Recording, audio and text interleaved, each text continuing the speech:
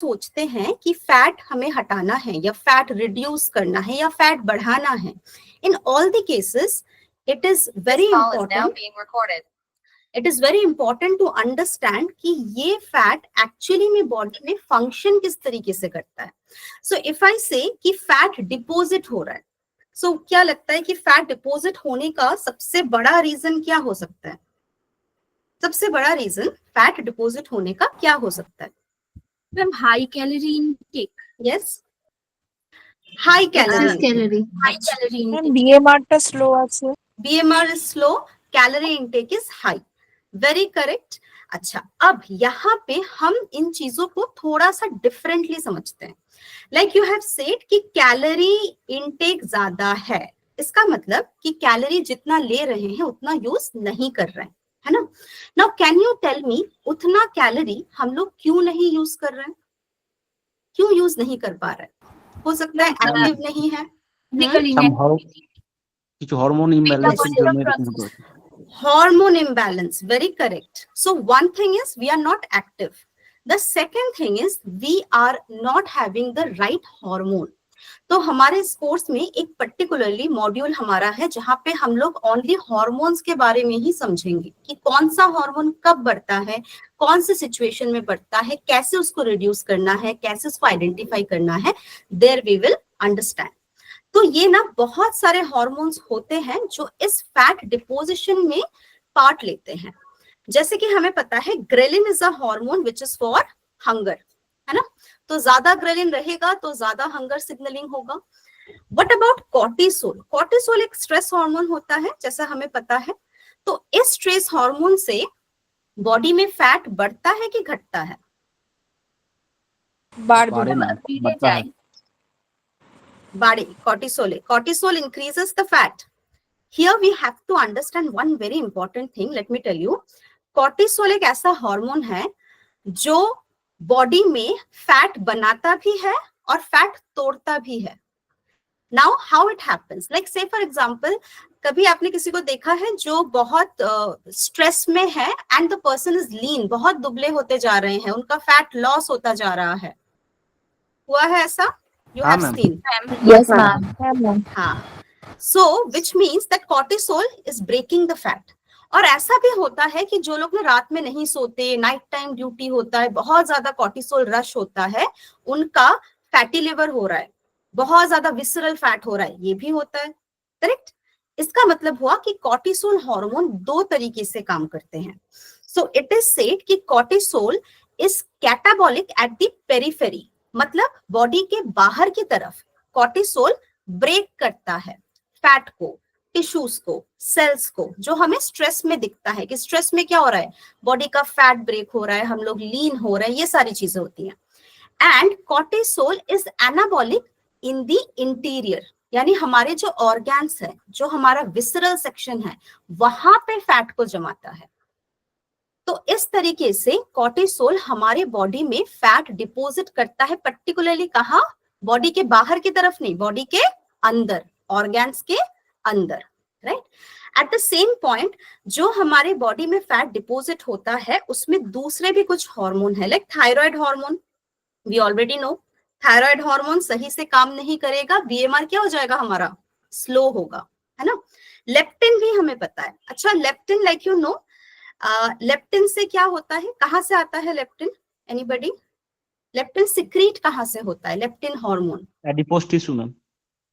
Adipose tissue से secrete होता है. Very correct. So leptin secretion adipose tissue से होगा. Now here one important thing is there.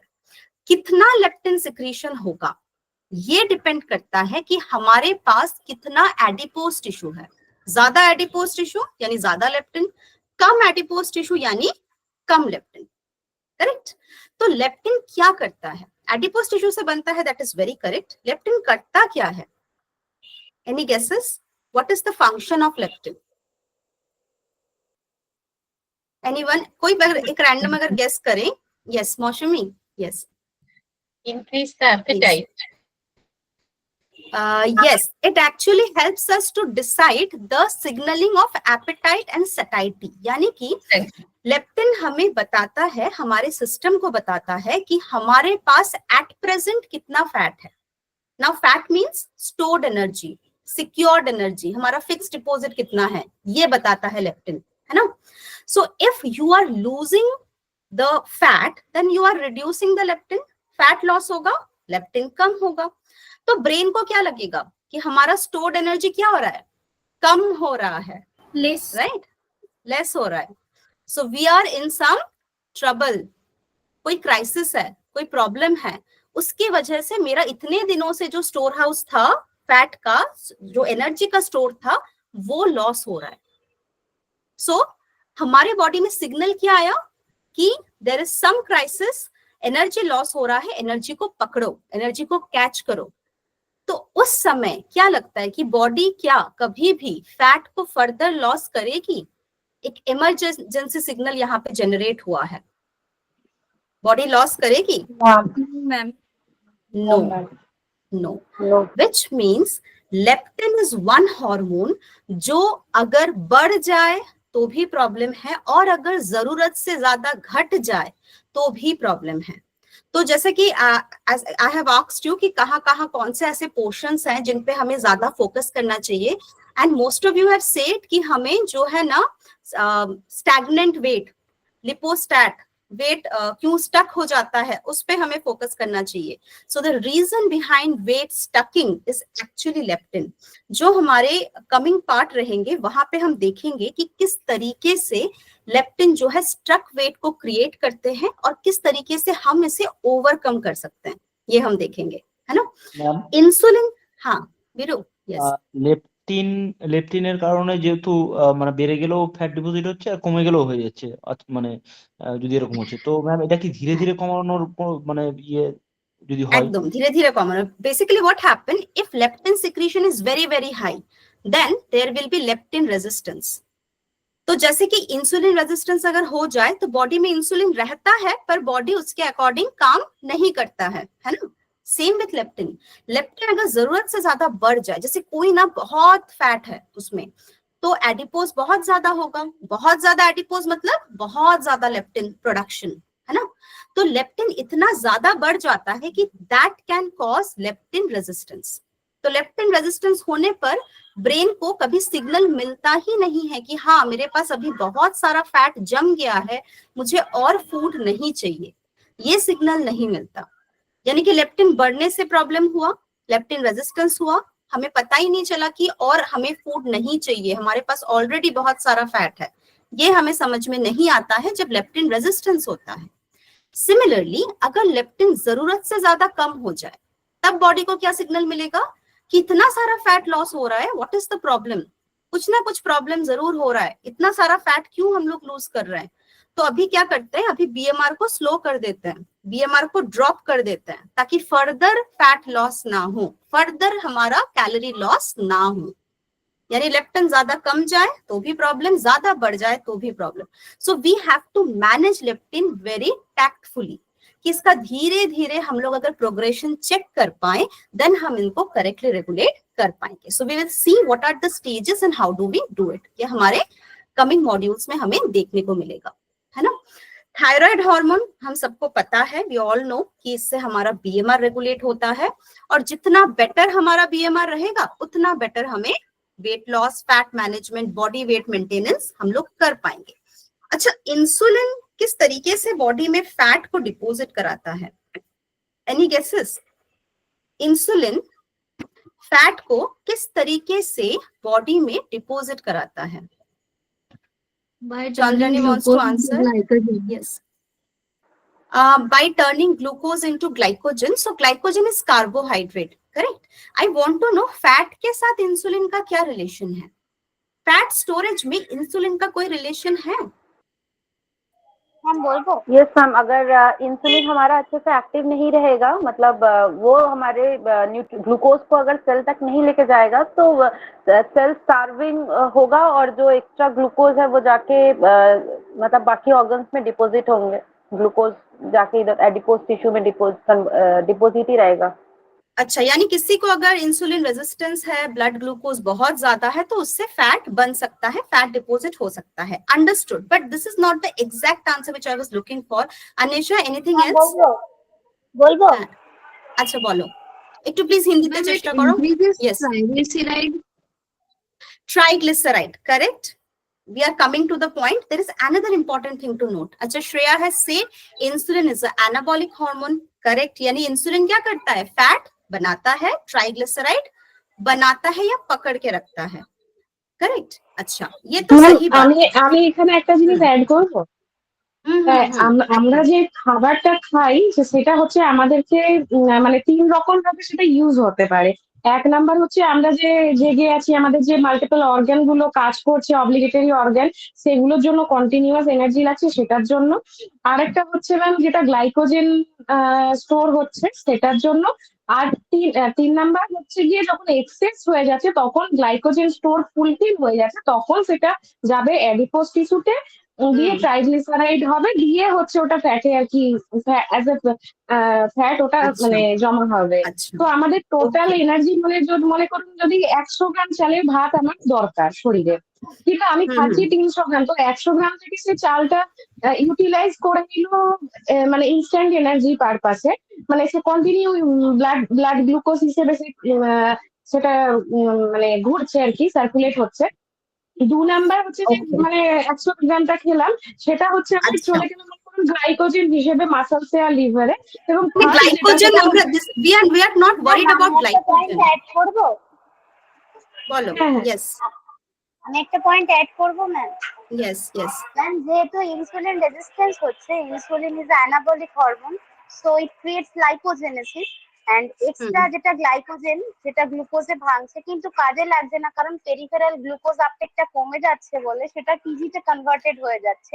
তো সেটাও আমাদের কিন্তু একটা অ্যাকুমুলেশন, ফ্যাট অ্যাকুমুলেশনের কারণ। তো এই লাইপোজেনেসিস এন্ড ফ্যাট অ্যাকুমুলেশন এবং তার মানে insulin will cause lipogenesis, insulin will cause deposition of TG triglyceride. I agree. Yes, I have one small question to ask. Type 1 diabetic जो पेशेंट होते हैं, टाइप 1 डायबिटिक पेशेंट, उनकी body में insulin नहीं बनता है, राइट? आर दे लीन और are they obese? Type 1 diabetic patient, उनकी बॉडी में दे आर लीन, बनता है, वो लोग लीन होता है, दे आर लीन। अगर वो इंसुलिन इंजेक्शन नहीं लेते, अगर वो इनिशियली टाइप 1 डायबिटिक हैं, तो वो लीन रहते हैं। इसका मतलब हुआ कि अगर इंसुलिन नहीं होगा बॉडी में, देन बॉडी में फैट क्या होता है? फैट ब्रेक हो जाता है, लिपोलाइसिस होता है, लिपोलाइसिस होता है, correct? Which means that insulin is very much crucial factor जो डिसाइड करता है कि बॉडी में कितना फैट डिपॉजिट रहेगा और कितना फैट ब्रेक होगा। ये डिसीजन इंसुलिन के थ्रू हम लोग लेते हैं। दूसरी चीज, we always say insulin resistance, ये हम सबको पता है ना? अच्छा, कौन से सेल्स में होता है इंसुलिन रेजिस्टेंस? मसल से, बीटा सेल में, मसल। अच्छा, इंसुलिन मसल पे काम करता है, वेरी गुड। इंसुलिन किसी और सेल पे काम करता है? इंसुलिन किसी और सेल पे काम करता है। आज देखो हम लोग ना आज जो है कंसेप्ट क्लियरिंग कर रहे हैं। Today this is not the first module, this is just a concept clearing class that we are having, क्योंकि ये सारी चीजें हम लोग फिर हमारे मॉड्यूल्स में यूज करेंगे, है ना? तो हमारा जो भी कहीं पे थोड़ा सा भी अगर कोई भी गैप रह रहा है, so let us just fill the gap.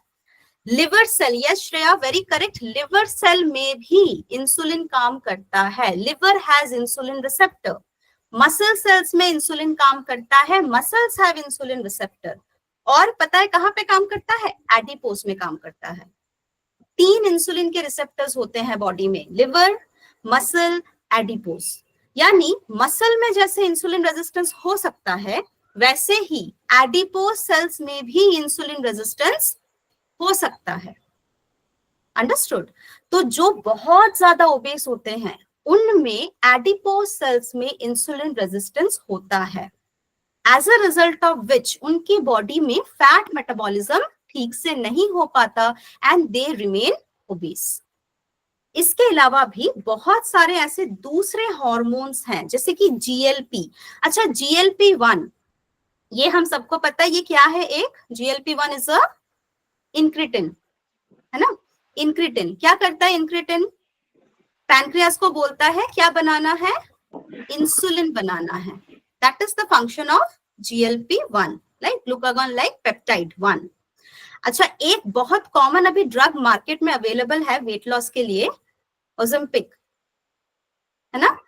तो वो एक्चुअली क्या है drug, have you ever heard? अभी बहुत सेलिब्रिटी वगैरह ये लोग बहुत ये खा रहे हैं, ये ड्रग खा रहे हैं और वो लोग वेट लॉस कर रहे हैं। ये बेसिकली ना सेमाग्लूटाइड होता है। ओज़ेम्पिक जो ड्रग है ये सेमाग्लूटाइड होता है। What is semaglutide? सेमाग्लूटाइड एक GLP-1 एनालॉग है, यानी कि अगर हम GLP-1 सही से बना पाए, अगर इंक्रेटिन सही से बना पाए, तो इससे भी हमारी बॉडी में फैट यूटिलाइजेशन बढ़ेगा and we can reduce the weight. तो अगर हमारे सिस्टम में GLP सही से काम नहीं कर रहा है, थायराइड सही से काम नहीं कर रहा है, लेप्टिन रेजिस्टेंस हो चुका है, इंसुलिन सेंसिटिविटी कम है, तो इन सारे केसेस की वजह से भी फैट डिपॉजिट होता है, राइट। विच मीन्स दैट यहाँ पे कैलोरी तो एक इंपॉर्टेंट फैक्टर है ही है, उसके साथ हमारा जो पूरा हार्मोन का सेट है वो डिसाइड करता है कि कितना फैट हमारा डिपॉजिट होगा, करेक्ट। अच्छा, now the question is how fat get deposited. Fat body में जो भी स्टोर होता है वो कौन से फॉर्म में स्टोर हो रहा है fat? It is getting stored in the form of triglyceride. Triglyceride. अच्छा, ट्राइग्लिसराइड आता कहां से है? एक्सेस ग्लूकोज एडिपोज टिश्यूते टीजीতে কনভার্ট হয়ে যায়। अच्छा, यानी कि अगर हम एक्सेस कार्बोहाइड्रेट खाएं तो उससे एक्सेस ग्लूकोज बनेगा, एक्सेस ग्लूकोज से एक्सेस टीजी बनेगा, ट्राइग्लिसराइड बनेगा, है ना। अच्छा, now I have a question to ask.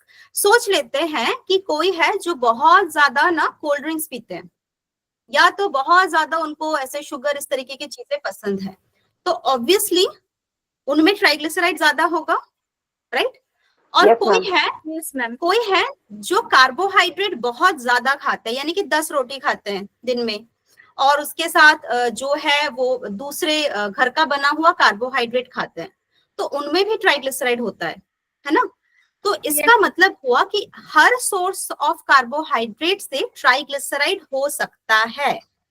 Now if we have to compare कि कॉम्प्लेक्स कार्ब से क्या ट्राइग्लिसराइड हो सकता है, सिंपल कार्ब से तो होगा ही, कॉम्प्लेक्स कार्ब से क्या ट्राइग्लिसराइड हमारी बॉडी में बन सकता है? কমপ্লেক্স কার্বের ডাইজেশন এন্ড অ্যাবজর্পশনটা অনেকটা স্লো হয়, তো অতিরিক্ত পরিমাণে তো গ্লুকোজটা ওটার থেকে মানে চট করে পাবে না, তো টিজি হওয়ার তো চান্সেসটা মানে কম। अच्छा, ओके, वर्षा है सेट, क्योंकि कॉम्प्लेक्स कार्ब से धीरे धीरे ग्लूकोज निकलता है, इसीलिए टीजी फॉर्मेशन के चांसेस कम है।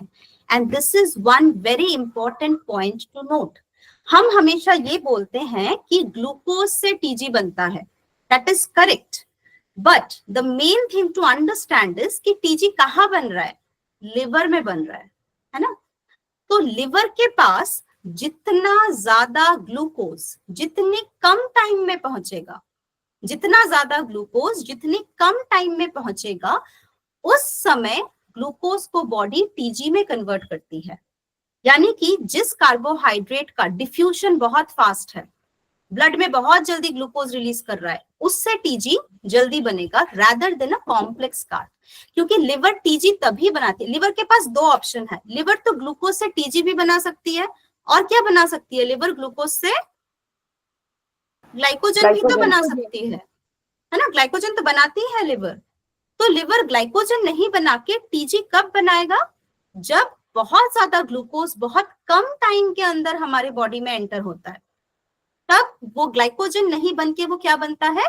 Triglyceride. So here TG, so here the rate of diffusion is very important, है ना। यानी कि हम कार्ब दे सकते हैं, पर ऐसा कार्ब देना है जो स्लो कार्ब हो, स्लो रिलीज हो, जिससे टीजी कम बने, राइट। अच्छा, दूसरी चीज, ये जो टीजी बना ये कहाँ पे स्टोर होगा? एडिपोज में स्टोर होगा, है ना।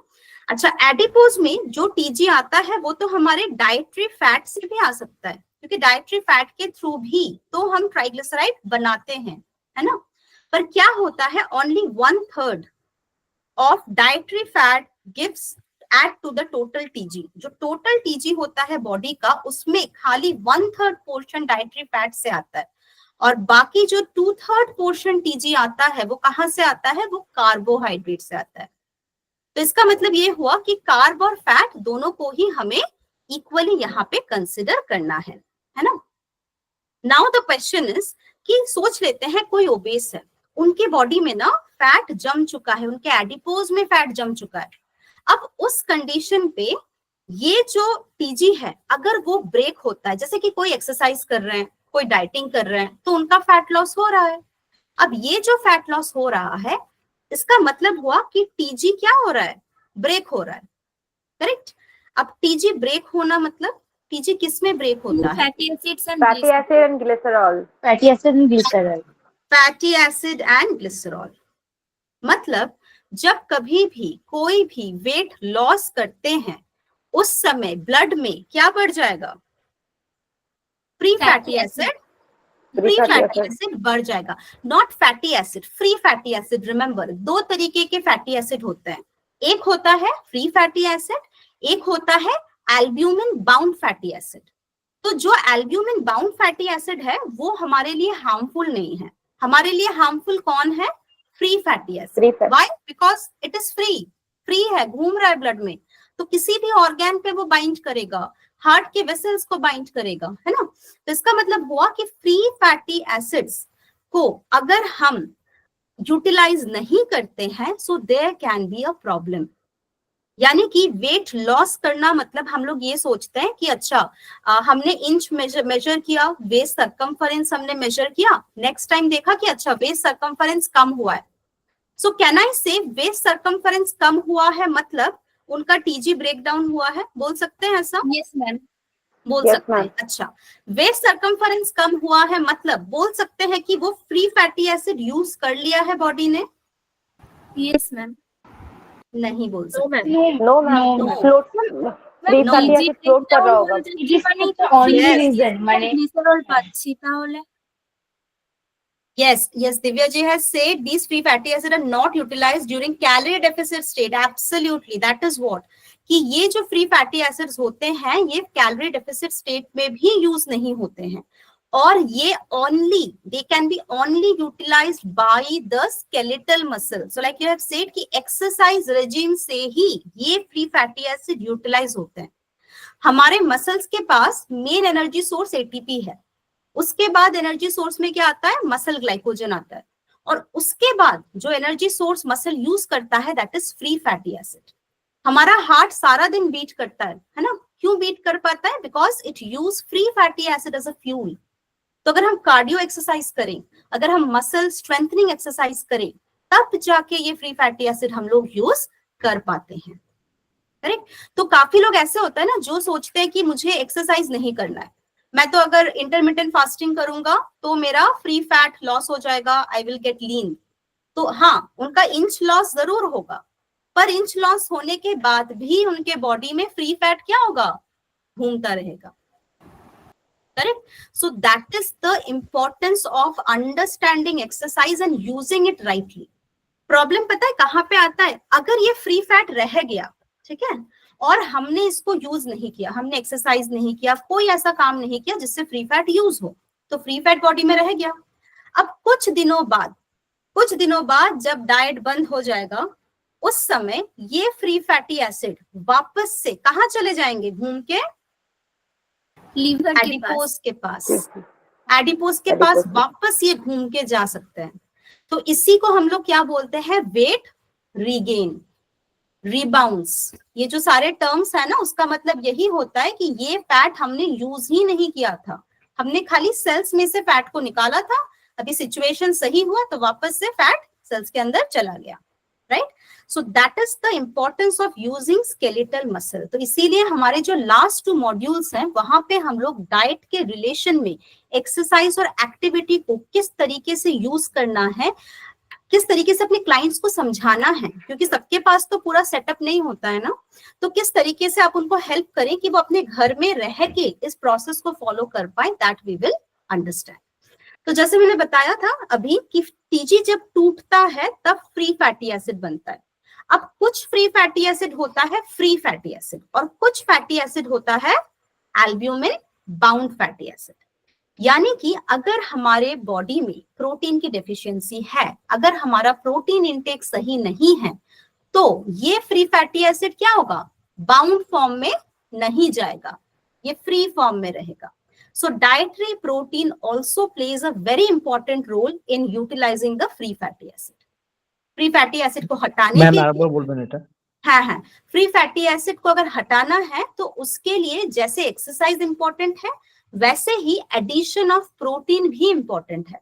क्योंकि अगर हमारा लिवर सही है, हम सही से प्रोटीन ले रहे हैं, तो बॉडी क्या करेगी, एल्ब्यूमिन बनाएगी। अब ये एल्ब्यूमिन अगर राइट अमाउंट में प्रेजेंट हो, तो ये जो फ्री फैट है वो क्या हो जाएगा, अभी बाउंड फैट, यानी कि वो अभी फ्रीली ब्लड में नहीं घूम पाएगा, किसी भी ऑर्गन के साथ इंटरैक्ट नहीं कर पाएगा, अचानक से जाके ब्लड वेसल्स के ऊपर बाउंड नहीं हो पाएगा। क्यों? क्योंकि उसको प्रोटीन ने कैप्चर कर लिया।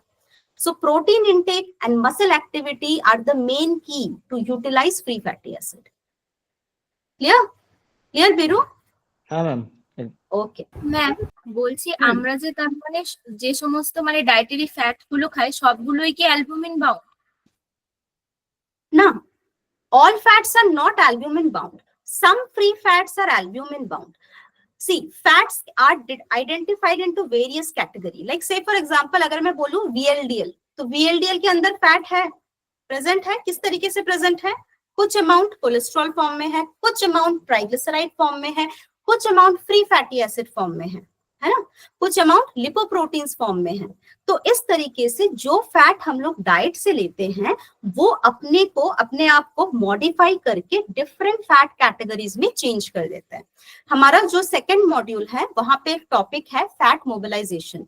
वहां पे हम लोग देखेंगे कि कब बॉडी किस तरीके का फैट बनाती है और फैट किस तरीके से फैट को हटाता है। जैसे कि अगर सोच ले कहीं पे ना कोई फैटी चीज है, जैसे ऑयल है, तो ऑयल कभी पानी में डिसॉल्व होगा? नहीं होगा। No. अगर ऑयल को हटाना है, अगर ऑयल को हटाना है तो क्या चाहिए? कोई फैट बेस्ड चीज चाहिए, because oil dissolve in oil. याद है ना, बचपन में हम सबने पढ़ा था ऑयल डिसॉल्व इन ऑयल। तो उसी तरीके से अगर बॉडी में फैट एक्सेस है तो उस फैट को मोबिलाइज कराने के लिए, उस फैट को वहां से हटाने के लिए भी हमें गुड फैट्स चाहिए होते हैं। और कौन से गुड फैट्स? जो गुड फैट्स फैट को मोबिलाइज कर पाए। So that we have in our second module, वहां पे हम लोग इसे डिटेल में समझेंगे। मैम तो अभी হ্যাঁ यस বলো ম্যাম, যেহেতু টিজি ব্রেক হয়ে এখানে ফ্রি ফ্যাটি অ্যাসিড হচ্ছে আর অ্যালবুমিন বাউন্ড ফ্যাটি অ্যাসিডও হচ্ছে, তো এক্ষেত্রে যদি আমরা প্রোটিনের পরিমাণ ইনটেকটা বেশি পরিমাণে যেহেতু মানে করছি বা যদি করি, তো সেক্ষেত্রে ফ্রি ফ্যাটি অ্যাসিডটা কি ওই অ্যালবুমিনের সাথে কি বাউন্ড হয়ে যাবে ma'am? yes, free fatty acid will get albumin to bound itself। ঠিক আছে, তাতে কি হবে, what will happen is total free fat जो है वो albumin bound होगा ऐसा जरूरी नहीं है, but most of the fat will be bound, है ना। so we will have some benefit, isn't it? so we have to understand कि जब फैट लॉस शुरू हो जाए, यानी कि इंच लॉस शुरू हो जाए, तो इंच लॉस शुरू होने का मतलब है कि टीजी ब्रेक हो गया है, फ्री फैट घूम रहा है। Now we have to work on free fatty acids, right? So we understand one thing कि free fat किस तरीके से हटाना है, what to do with it. We have also seen कि अगर free fat नहीं हटाएंगे तो क्या क्या प्रॉब्लम्स हो सकती हैं। हमारे जो वेसल्स हैं, जो हमारे ऑर्गन्स हैं, वो डैमेज हो सकते हैं। सो टिपिकली क्या होता है कि टीजी ब्रेक होने के बाद फ्री फैट बनता है ना। अब टीजी क्यों ब्रेक होगा, ये एक बहुत इंपॉर्टेंट चीज है यहाँ पे समझना है कि फैट तो टीजी फॉर्म में स्टोर था, है ना, एडिपोसाइट्स के अंदर। अब ये टीजी क्यों ब्रेक होगा, why the TG will break? क्या लगता है? हमारा जो फैट होता है, yes Anuradha, to get energy, yes, TG will break to get energy because अगर बॉडी स्टार्विंग में है तो TG will break and give energy. Okay, correct. तो बॉडी अगर स्टार्विंग में है, very correct. So we all agree कि स्टार्विंग कंडीशन में टीजी ब्रेक होता है। We all agree starving condition में टीजी ब्रेक होता है? एब्सोल्युटली, स्टार्विंग कंडीशन में ही टीजी ब्रेक होता है। Very correct. अभी अगर मैं बताऊं कोई इंटरमिटेंट फास्टिंग कर रहा है तो वहां पे बॉडी कौन से स्टेट में है? स्टार्विंग स्टेट में है, टीजी ब्रेक हो रहा है। Very good. अभी अगर कोई ऐसे हैं जो ना स्टार्विंग नहीं कर सकते, जिनको स्टार्विंग हम लोग नहीं करा पा रहे हैं, डायबिटिक पेशेंट है, स्टार्विंग नहीं करा पाएंगे, तो उनके केस में फिर कैसे टीजी को ब्रेक करेंगे? खाना उनको देना है पर स्टार्विंग नहीं करेंगे तो टीजी ब्रेक नहीं होगा। Cut down, calorie reduction, calorie reduction मतलब तो वही अच्छा, carb reduction exercise plus exercise. Okay, यहाँ पे एक चीज मैं बताऊं, starvation, there are two types of starvation. One is diet induced starvation, other is exercise induced starvation। दो तरीके के starvations होते हैं, exercise induced starvation और diet induced starvation। अच्छा, can you tell me one thing? सोच लेते हैं किसी को ना हमने बहुत कम कैलोरी दिया है, वेरी लो कैलोरी डाइट पे कोई है, तो उनके बॉडी में जब कैलोरीज कम होता जाता है, जब ग्लूकोज लेवल कम होता जाता है, तो कोई हार्मोन बनता है, कोई एक बहुत इंपॉर्टेंट हार्मोन बनता है। Can you name the hormone? Glucagon. Yes, glucagon, very correct. यानी कि अगर लो कैलोरी डाइट है, कार्ब बहुत ज्यादा कम है, तो ग्लूकागॉन हार्मोन बॉडी में बनेगा। यानी कि स्टारवेशन में क्या बना? ग्लूकागॉन बना। करेक्ट। अच्छा, can you tell me, somebody is doing exercise, somebody is active, तो उस समय बॉडी में कौन सा हार्मोन बनता है? कोई एक्टिविटी कर रहा है, cortisol is stress hormone, cortisol बनेगा। और कोई हार्मोन? গ্লুকোজটাকে সেলসে পাঠিয়ে দেবে যাতে এক্সারসাইজের সময় এনার্জির যে রিকোয়ারমেন্টটা থাকে সেটা ফুলফিল হয়। इंसुलिन बेसिकली एक्टिविटी के ऊपर डिपेंड नहीं करता है, इंसुलिन सिक्रीट होता है हम लोग डाइट में क्या खाते हैं उसके बेसिस पे, या अगर ग्लूकोज लेवल बहुत बढ़ रहा है तो उसको कंट्रोल करने के लिए, है ना। जस्ट सिंपल, हम लोग रनिंग कर रहे हैं तो क्या होता है? फेस रेड हो जाता है, स्वेटिंग होता है ना, यानी कौन सा हार्मोन रिलीज हुआ?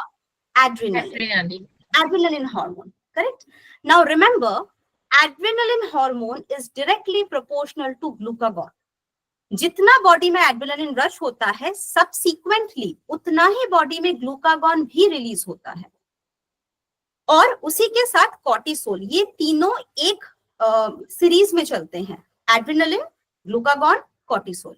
यानी अगर एड्रेनालिन बढ़े तो ग्लूकागॉन बढ़ेगा, ग्लूकागॉन बढ़ेगा तो ऑटोमेटिकली कॉर्टिसोल बॉडी में बढ़ेगा। तो इसका मतलब हुआ कि अगर हम लोग एक्सरसाइज करते हैं तो भी ये ग्लूकागॉन बनता है, और अगर हम लोग डाइटिंग करते हैं तब भी ग्लूकागॉन बनता है। यानी कि स्टार्विंग कितने तरीके के हुए? दो तरीके के, है ना। One is exercise induce, other is diet induce. तो इस तरीके से हम लोग बॉडी में अगर ग्लूकागॉन क्रिएट कर पाए, ग्लूकागॉन को ला पाए, in that case the TG will break. Very correct. अब एक दूसरा चीज यहाँ पे हम लोग सोचते हैं, टीजी मीन्स फैट, तो फैट को तोड़ने के लिए कोई एंजाइम चाहिए ना। कौन सा एंजाइम चाहिए फैट को तोड़ने के लिए? लाइपेज। लाइपेज। तो हम सबको पता है लाइपेज कहाँ होता है? इंटेस्टाइन में होता है, डाइजेशन में हेल्प करता है। इसके अलावा लाइपेज और कहीं पे होता है? इसके अलावा लाइपेज क्या बॉडी में और कहीं पे प्रेजेंट होता है जो फैट को ब्रेक कर सकता है? Lipase is also present in adipose tissue. Adipose tissues के अंदर भी लाइपेज एंजाइम होते हैं, पर वो इनएक्टिव होते हैं, वो एक्टिव नहीं होते हैं। We call them as hormone sensitive lipase. Hormone sensitive lipase बोला जाता है उस लाइपेज को जो एडिपोज टिश्यू के अंदर होता है। नाउ व्हाट हैपन इज कि अगर हम अपने एडिपोज टिश्यू के लाइपेज को एक्टिवेट करें तब क्या होगा? ये ट्राइग्लिसराइड ब्रेक होगा, ये ट्राइग्लिसराइड ब्रेक डाउन होगा और यहां से फिर फैट रिलीज होगा। Correct. Now there is one very interesting thing to tell you कि हमारी बॉडी में फैट कहाँ कहाँ जमता है। अगर सोचे, tummy region is one of the prime location जहां पे फैट बड़ी आसानी से जमता है।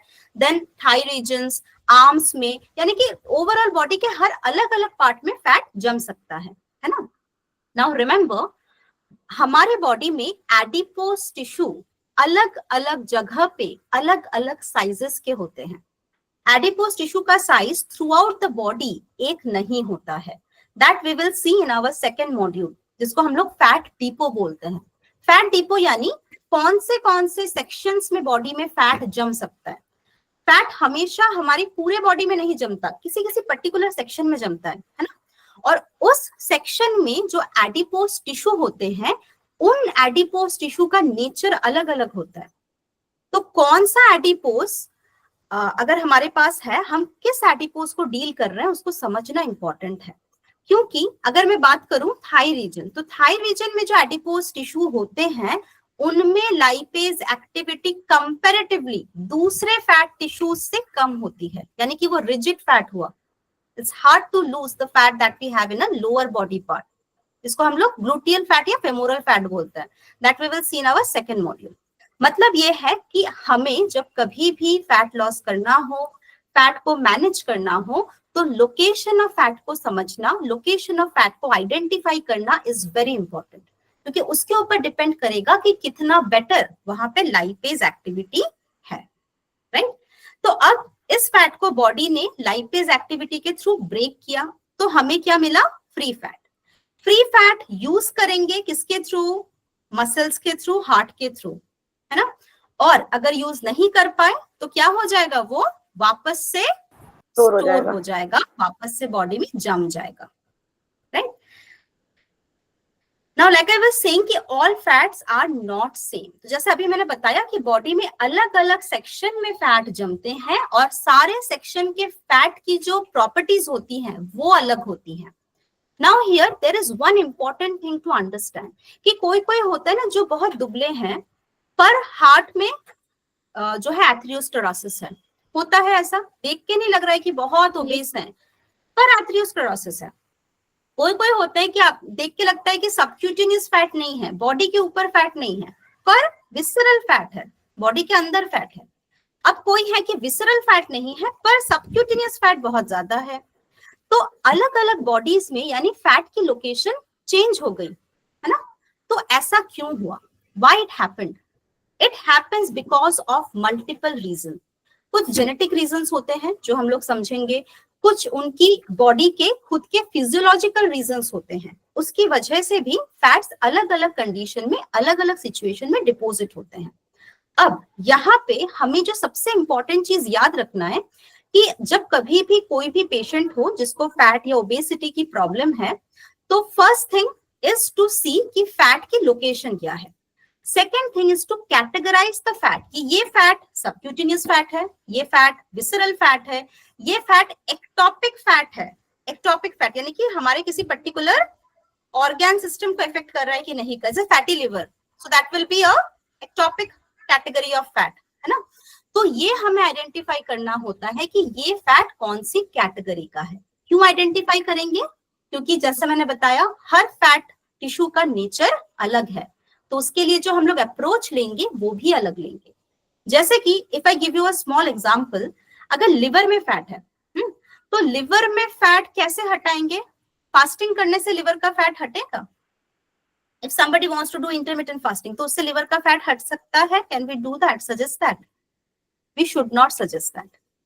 क्योंकि क्या होता है, फास्टिंग में हमारे हार्मोनल सिस्टम्स चेंज होंगे, ग्लूकागॉन लेवल बढ़ेगा, एंड लाइक वी नो कि लिवर ग्लूकागॉन लेवल को मैनेज करता है, होम्योस्टेसिस करता है ग्लूकोज का। तो फैटी लिवर में फास्टिंग हमें बहुत अच्छा बेनिफिट नहीं दे पाएगा। लिवर से अगर फैट को हटाना है तो कैसे हटा सकते हैं? By the use of lipotrophic agents. Lipotrophic agents यानी ऐसे मॉलिक्यूल जो लिवर से फैट को हटा देते हैं।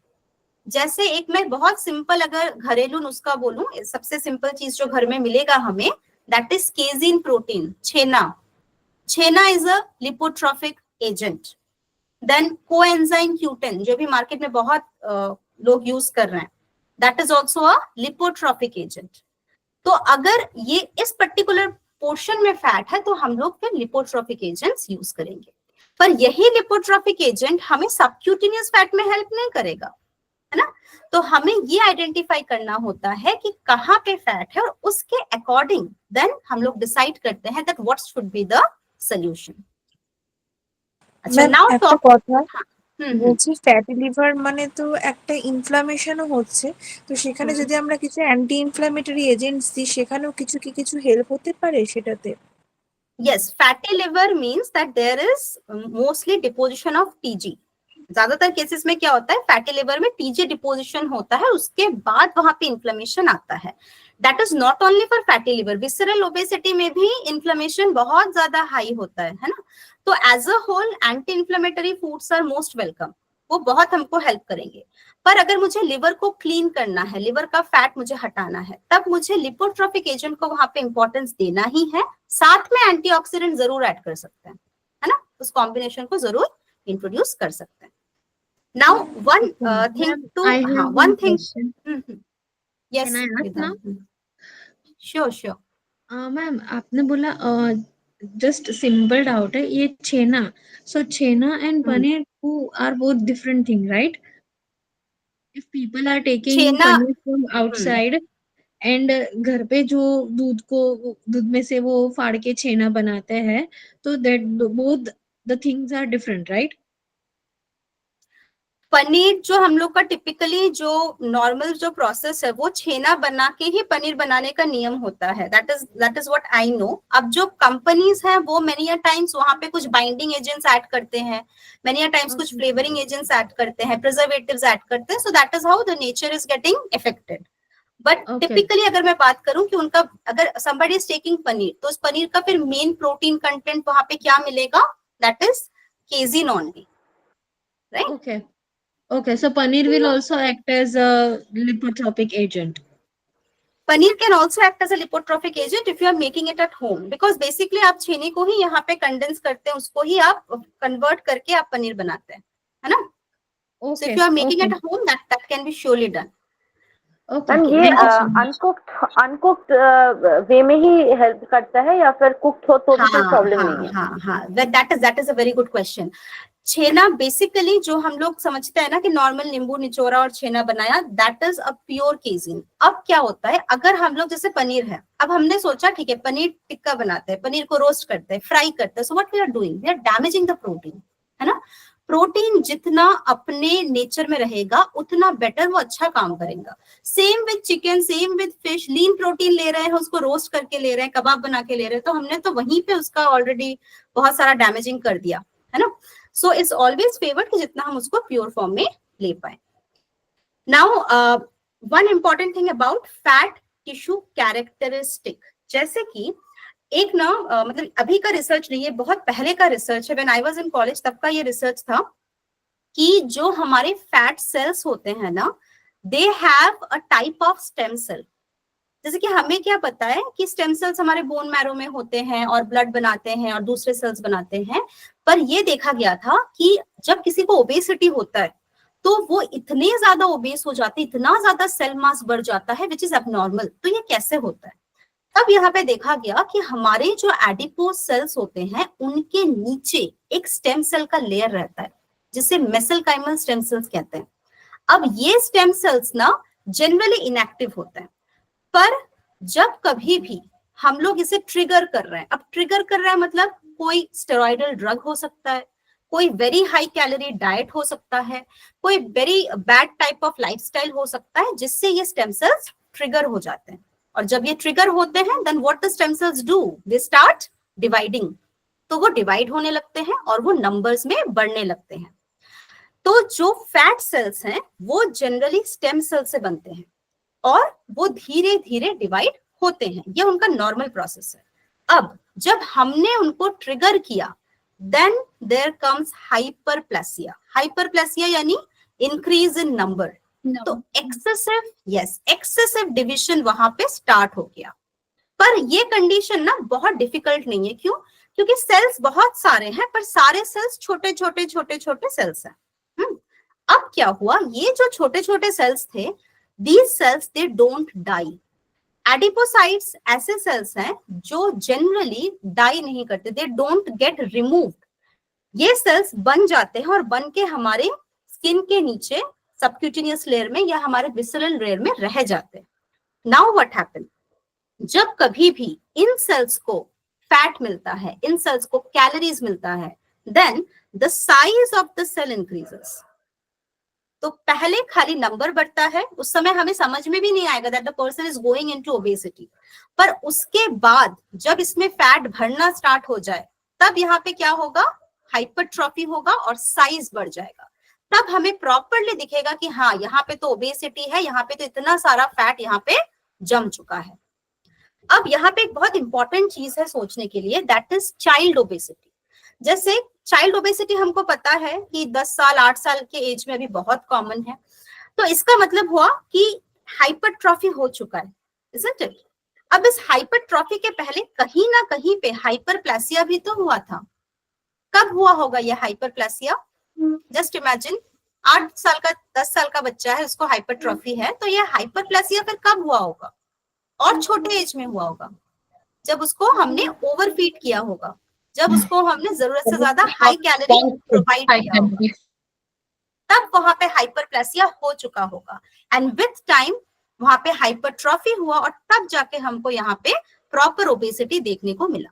इसका एक दूसरा भी जो सिग्निफिकेंस है वो ये है कि जिनके बॉडी में सोच लेते हैं कि एक बार फैट लॉस हो गया है, अब फैट लॉस का मतलब हुआ कि ये जो हाइपरट्रॉफी था वो रिड्यूस हुआ है, पर हाइपरप्लेसिया रिमूव नहीं होता है। किसी के बॉडी में बहुत फैट था, एक्सरसाइज किया, डाइट किया, फैट रिमूव हुआ, टीजी निकल गया, यानी हाइपरट्रॉफी इज रिड्यूस्ड, पर वो फैट सेल अभी भी वहां पे प्रेजेंट है, फैट सेल वहां से नहीं जाता है, फैट सेल वहीं पे रहता है। तो अगर हम फैट लॉस के बाद कभी भी अगर मेंटेनेंस डाइट फॉलो नहीं करेंगे, so what will happen if you are not on maintenance, then what will happen, ये जो हमारे हाइपरप्लेसिक थे वो वापस से हाइपरट्रॉफी में आ जाएंगे। इसीलिए maintenance is very very necessary. Maintenance नहीं करने से ये हाइपरट्रॉफी वापस से हो जाता है। अदर इंपॉर्टेंट थिंग इज कि इस हाइपरट्रॉफी को और कैसे रोक सकते हैं। जैसे कि एक सिंपल सा एक अगर मैं यहाँ पे एक एग्जांपल दूं, सोच लेते बहुत सारे ना फैट सेल्स थे, ऐसे बहुत सारे फैट सेल्स थे, बड़े बड़े हाइपरट्रॉफिक फैट सेल्स थे। अभी ये सारे फैट सेल्स श्रिंक हो गए हैं, वेट लॉस हुआ, श्रिंक हो गए हैं। श्रिंक होना मतलब यहाँ पे एक स्पेस खाली हुआ है। अब उस स्पेस को हम कैसे फिल करेंगे? Any guesses? एक स्पेस खाली हो गया है क्योंकि सेल्स श्रिंक हो गए हैं, तो उस स्पेस को अभी कैसे फिल कर सकते हैं हम? खाली स्पेस तो नहीं रहेगा, something has to fill it. Muscle very good, muscle, yes, muscle will be required. तो मसल अगर यहाँ पे बनेगा तब ये सेल्स वापस से रीगेन नहीं हो पाते, वापस से नहीं बढ़ पाते। दैट इज द नीड कि मेंटेनेंस अगर करना है तो वो या तो आप लाइफ टाइम डाइट फॉलो करें या तो आप मसल मास को फिल करें, so that there is not again hypertrophy which will happen. ठीक है, अच्छा, नाउ अंडरस्टैंडिंग अ ट्रायड। जैसे कि मैंने बताया कि एडिपोसाइट्स के साथ बहुत ज्यादा इंपॉर्टेंट रिलेशन होता है किसका? लिवर का। क्या रिलेशन होता है कि हमारी बॉडी में जो भी फैट बनता है, जैसे कि डाइट में हमने फैट खाया, वो एक सोर्स है फैट का। इसके अलावा बॉडी में जितना भी फैट बनता है वो कहाँ बनता है? लिवर में। कहाँ बनता है? लिवर में बनता है, करेक्ट, लिवर में बनता है। यानी कि liver is very much in relation with adipocytes, यानी लिवर का किसी को प्रॉब्लम है तो उसमें एडिपोज टिश्यू में फैट हमें आसानी से दिखेगा। तो लिवर प्रोफाइल चेक करना, लिवर हेल्थ चेक करना इज मैंडेटरी। सेकेंड थिंग, अगर सोच लेते हैं कि मसल एक्टिविटी नहीं है तो इसका मतलब वापस से क्या होगा कि जो हमारे एडिपोज टिश्यू है वो अपने फैट को यूज नहीं कर पाते हैं बिकॉज मसल एक्टिविटी नहीं है। Brain is also in this region. जैसे कि मैंने बताया कि ग्रेलिन, ग्रेलिन क्या हार्मोन है? हंगर हार्मोन है ना। अच्छा, ग्रेलिन किसको बोलता है कि भूख लगा है? किसके साथ है रिलेशन ग्रेलिन का? किसके बीच में ये ग्रेलिन काम करता है? Yes Shreya, brain and gut, brain and gut. Brain और गट के बीच का रिलेशन कौन बनाता है? ग्रेलिन बनाता है। कि और भी खाना है तो ब्रेन ने बताया कि अच्छा ग्रेलिन बनाओ, ग्रेलिन ने बताया कि चलो ठीक है और भूख लगा है और खाना। लेप्टिन का रिलेशन किसके साथ होता है? एडिपोज टिश्यू के साथ और वापस से ब्रेन के साथ। यानी कि हम जब कभी भी हंगर सिग्नलिंग की बात करें तो यहाँ पे brain is the main thing जो हमारा हंगर और सटाइटी मेंटेन करता है। अब एक बहुत बड़ा जो मिथ है वो ये है कि लोग क्या बोलते हैं, आपको डाइट फॉलो करना है, आपको मोटिवेटेड रहना है, आप जो है हमेशा मेक श्योर करें कि आप अपने आप को आप हमेशा मोटिवेट करते रहें। तो ये motivation is enough to control the diet? Is motivation enough to control the diet? No ma'am, it is not enough to control the diet. ये एक बहुत बड़ा प्रॉब्लम है। लोग क्या करते हैं, ब्लेम करते हैं कि आप नहीं कर पा रहे। पर क्यों नहीं कर पा रहे? क्योंकि उनका ब्रेन अलाउ नहीं कर रहा है। सो कैन यू गेस कि किस तरीके से हम ब्रेन को बोले कि नहीं बस नाउ आई एम सैटिस्फाइड? ये ब्रेन को कौन बोलेगा? मैम ডায়েটারি ফাইবার দিলে তো সমাজ থেকে স্যাটাইটি সেন্টার থেকে মানে হরমোন রিলিজ হয়, যার জন্য আমরা ইজিলি স্যাটাইটি পাই। अच्छा, अंडरस्टूड। यानी कि अगर फाइबर है, स्टमक फिलिंग है, तो ब्रेन के पास सैटाइटी सिग्नल आता है। I understand. पर कोई है जो डाइट फॉलो कर रहा है, उसको ना बहुत क्रेविंग हो रहा है कि आज मीठा खाना है, आज शुगर इंटेक करना ही है, आज लड्डू खाना ही है। तो इसमें मोटिवेशन दे सकते हैं आप, पर मोटिवेशन सोल्यूशन नहीं है। सोल्यूशन है tryptophan. Tryptophan is a amino acid जो हमें पता है।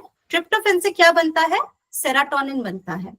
सेराटोनिन हमारे ब्रेन में न्यूरोट्रांसमीटर होके हमें सिग्नल देता है that it's okay, I am happy, I don't need sugar. तो इसका मतलब हुआ कि खाली मोटिवेट करना, काउंसलिंग करना इज नॉट द सोल्यूशन। हमें अगर पूरे पेशेंट को अगर आपको हेल्प करना है, आप काउंसलिंग करें, साथ में आप उनको वो चीजें दें डाइट में जो उनको हेल्प कर रहे हैं। जो हमारा जो 5th and 6th मॉड्यूल है वहां पे हम ये पूरा सिस्टम देखेंगे कि ब्रेन में एक कॉग्निशन रिलेशन होता है, एक डाइटरी रिलेशन होता है और एक पोस्ट डाइट रिलेशन होता है, जिससे ना हम लोग हंगर सिग्नलिंग को बैलेंस कर सकते हैं। There are so many peptides जो आपके हंगर सिग्नलिंग को रेगुलेट करते हैं और आप इनको अपने डाइट के थ्रू मैनेज कर सकते हैं। So that we will see in our 5th and 6th module, right? अच्छा, ओबेसिटी एंड इंसुलिन। तो मैंने जैसे बताया इंसुलिन के कितने रिसेप्टर्स होते हैं एज अ होल पूरे बॉडी में? 3 receptor. Very correct. 3 receptor, muscle, liver and adipose and adipose, right? तो जिनको इंसुलिन रेजिस्टेंस नहीं है, जिनका बॉडी स्ट्रक्चर नॉर्मल है, वो नॉर्मल तरीके से लाइफ लीड कर रहे हैं, उनमें जो एडिपोसाइट्स होते हैं ना, वो एडिपोकाइंस सिक्रीट करते हैं। Adipokines are some of the signalling molecule जो हमारे बॉडी में फैट रेगुलेशन, हमारे मसल्स में फैट यूटिलाइजेशन को मेंटेन करते हैं, बैलेंस बना के रखते हैं। अब क्या होता है, जिनमें इंसुलिन रेजिस्टेंस है उनके केस में क्या होगा, ये एडिपोकाइन सिक्रीशन सही से नहीं हो पाएगा।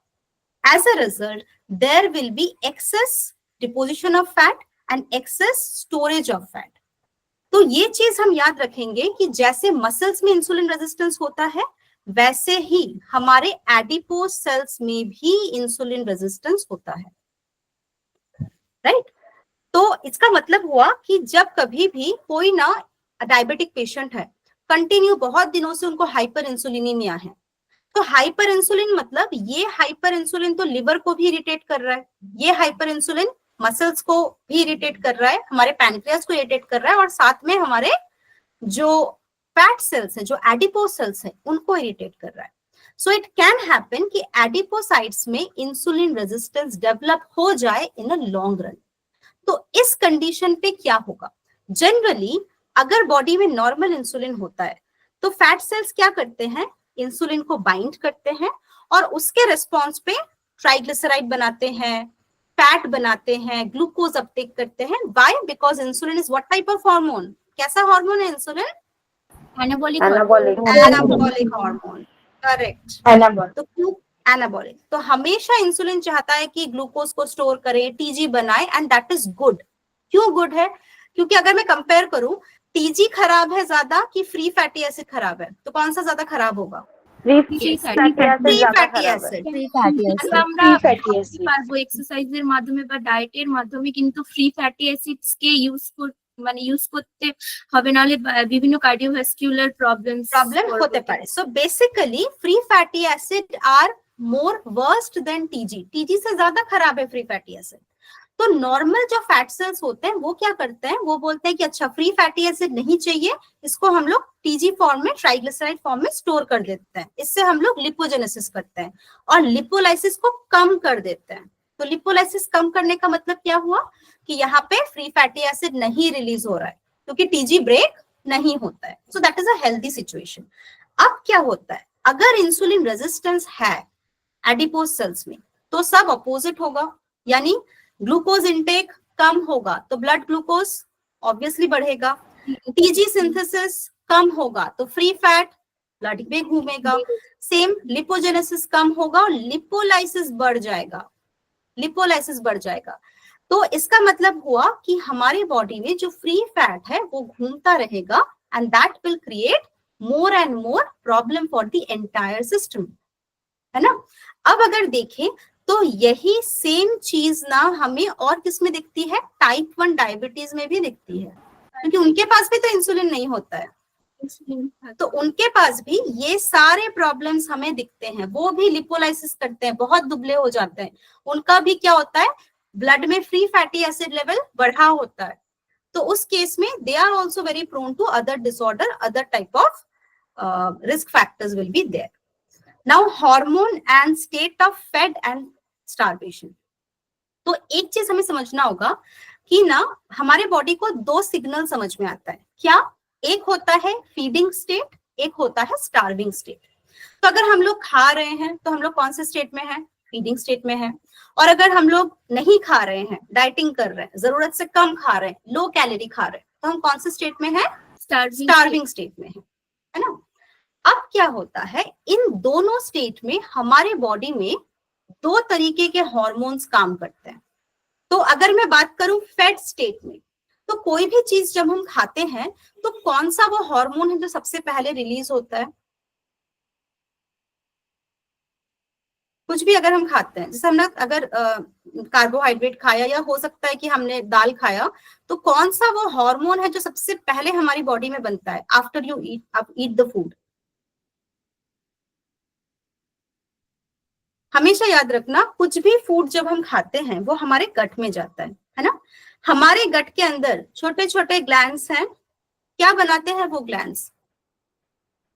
इंक्रेटिन्स बनाते हैं, दे प्रोड्यूस इंक्रेटिन्स, जीएलपी जीआईपी। यानी कि जब कभी भी हम लोग फेड स्टेट में हैं तो इंक्रेटिन्स एक्टिव होते हैं। एक्टिव ज्यादा हो जाए तो क्या बनाएंगे वो लोग? हमारे जीएलपी जीआईस को प्रोड्यूस करेंगे। और ये जीएलपी जीआईपी किसको बनाता है, किसको प्रमोट करता है? इंसुलिन को प्रमोट करता है। यानी सिंपल हिसाब, ज्यादा खाएंगे, फैट स्टेट में रहेंगे, बॉडी में कौन मेन हार्मोन होगा? इंसुलिन होगा।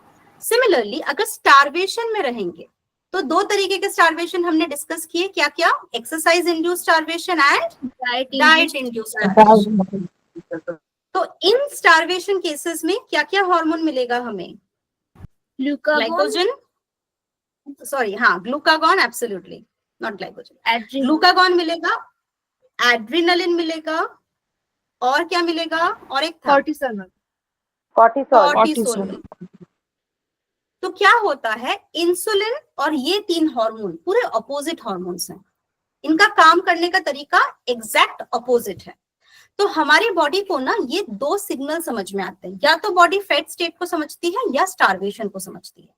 और डिपेंडिंग ऑन दैट बॉडी क्या करती है, अपने एडिपोसाइट्स को रेगुलेट करती है, हमारी सटाइटी, हंगर, फूड इनटेक को रेगुलेट करती है, लिवर में फैट के मोबिलाइजेशन, फैट के मेटाबॉलिज्म को इम्पैक्ट करती है, और हमारे गट फंक्शनिंग या माइक्रोबायोम को इफेक्ट करती है। Now there is one important question to understand, कि जैसे सोच लेते हैं कि कोई है जो ना जिम जाते हैं और वो बोलते हैं मैं तो सुबह जाके मैं 1 घंटा में एक्सरसाइज करता हूँ, या रोज सुबह में 2 घंटे में जॉगिंग करता हूँ, ठीक है। अब एक चीज बताना कि जॉगिंग या एक्सरसाइज करने से बॉडी कौन से स्टेट में आएगा? स्टार्वेशन स्टेट में। Very good. Very good, starvation state में आएगा।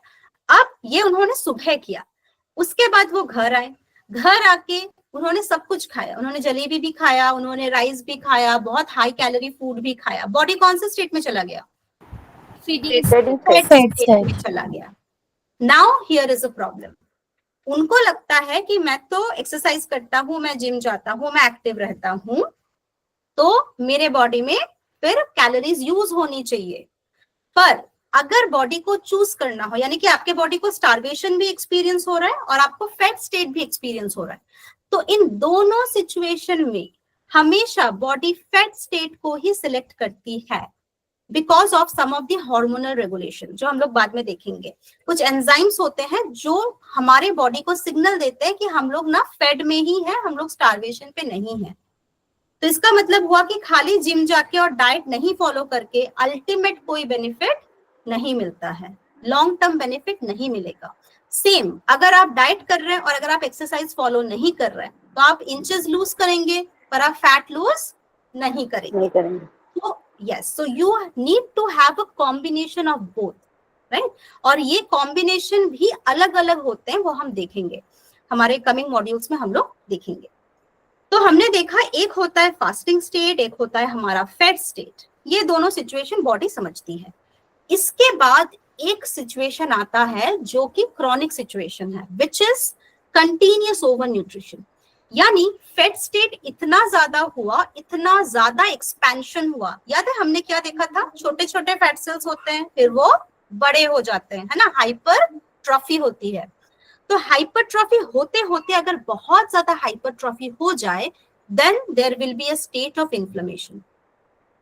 आई want to tell you this कि ना, जब अगर हम किसी का फैट टिश्यू ले, किसी का सोच लेते हैं कि हमने फैट टिश्यू निकाला, निकाल के अगर उस फैट टिश्यू को हम लोग माइक्रोस्कोप के नीचे देखें, तो हमें दिखेगा कि उस फैट टिश्यू में 70% सेल्स जो होते हैं वो हमारे इम्यून सेल्स होते हैं फैट टिश्यूज के अंदर, मतलब एडिपोसाइट्स के अंदर। एडिपोसाइट तो सेल है, पर जो टिश्यू बनता है ना, उस टिश्यू में बहुत सारे हमारे इम्यून सेल्स प्रेजेंट होते हैं। अब प्रॉब्लम ये है कि अगर कंटिन्यू हम लोग हमारे एडिपोसाइट्स को स्टिमुलेट करते जाए, हाई कैलोरी खाते जाए, सो आफ्टर अ पॉइंट जब बहुत ज्यादा हाइपरट्रॉफी होने लगता है, तो उसी के साथ साथ हमारे जो इम्यून सेल्स हैं वो भी क्या हो जाते हैं, जरूरत से ज्यादा एक्टिव हो जाते हैं। और उस केस में what do they start releasing cytokine. जैसे हमें पता है ना, जब कभी भी इन्फ्लेमेशन स्टार्ट होता है तो कौन सा सिग्नल है जो रिलीज होता है? इंटरल्यूकिन्स रिलीज होते हैं, साइटोकाइन रिलीज होता है, और अल्टीमेटली बॉडी कौन से सिचुएशन में पहुंच जाती है? इन्फ्लेमेशन में पहुंच जाती है, right. So that turns into a inflammatory obesity. अब हमें कैसे पता चले कि किसी को इन्फ्लेमेटरी ओबेसिटी है कि नॉर्मल ओबेसिटी है? तो ये हम उनके ब्लड रिपोर्ट से पता कर सकते हैं और साथ में उनके फिजिक से भी पता कर सकते हैं। जो हमारा नेक्स्ट क्लास रहेगा, there I will be showing you certain case studies, जिसको देख के हम लोग आइडेंटिफाई कर पाएंगे कि ये नॉर्मल ओबेसिटी है या इन्फ्लेमेटरी ओबेसिटी है, राइट। तो यहाँ पे एक चीज हमने समझा कि एक होता है फास्टिंग स्टेट जिसमें एडिपोज छोटे थे, अच्छा था सिचुएशन। एक होता है फैट स्टेट कि ओबेसिटी शुरू हुई है, फैट सेल्स बड़े हो रहे हैं। और एक होता है कि ओवर न्यूट्रिशन के कारण ऑलरेडी बॉडी में इन्फ्लेमेशन हो चुका है। अब रिपोर्ट्स हमें देख के ये समझ में आएगा, report analysis we will see. अब एक छोटा सा अगर मैं यहाँ पे अगर एक ट्रिक दूं या एक टिप दूं, so I just a minute, Krishna is calling from the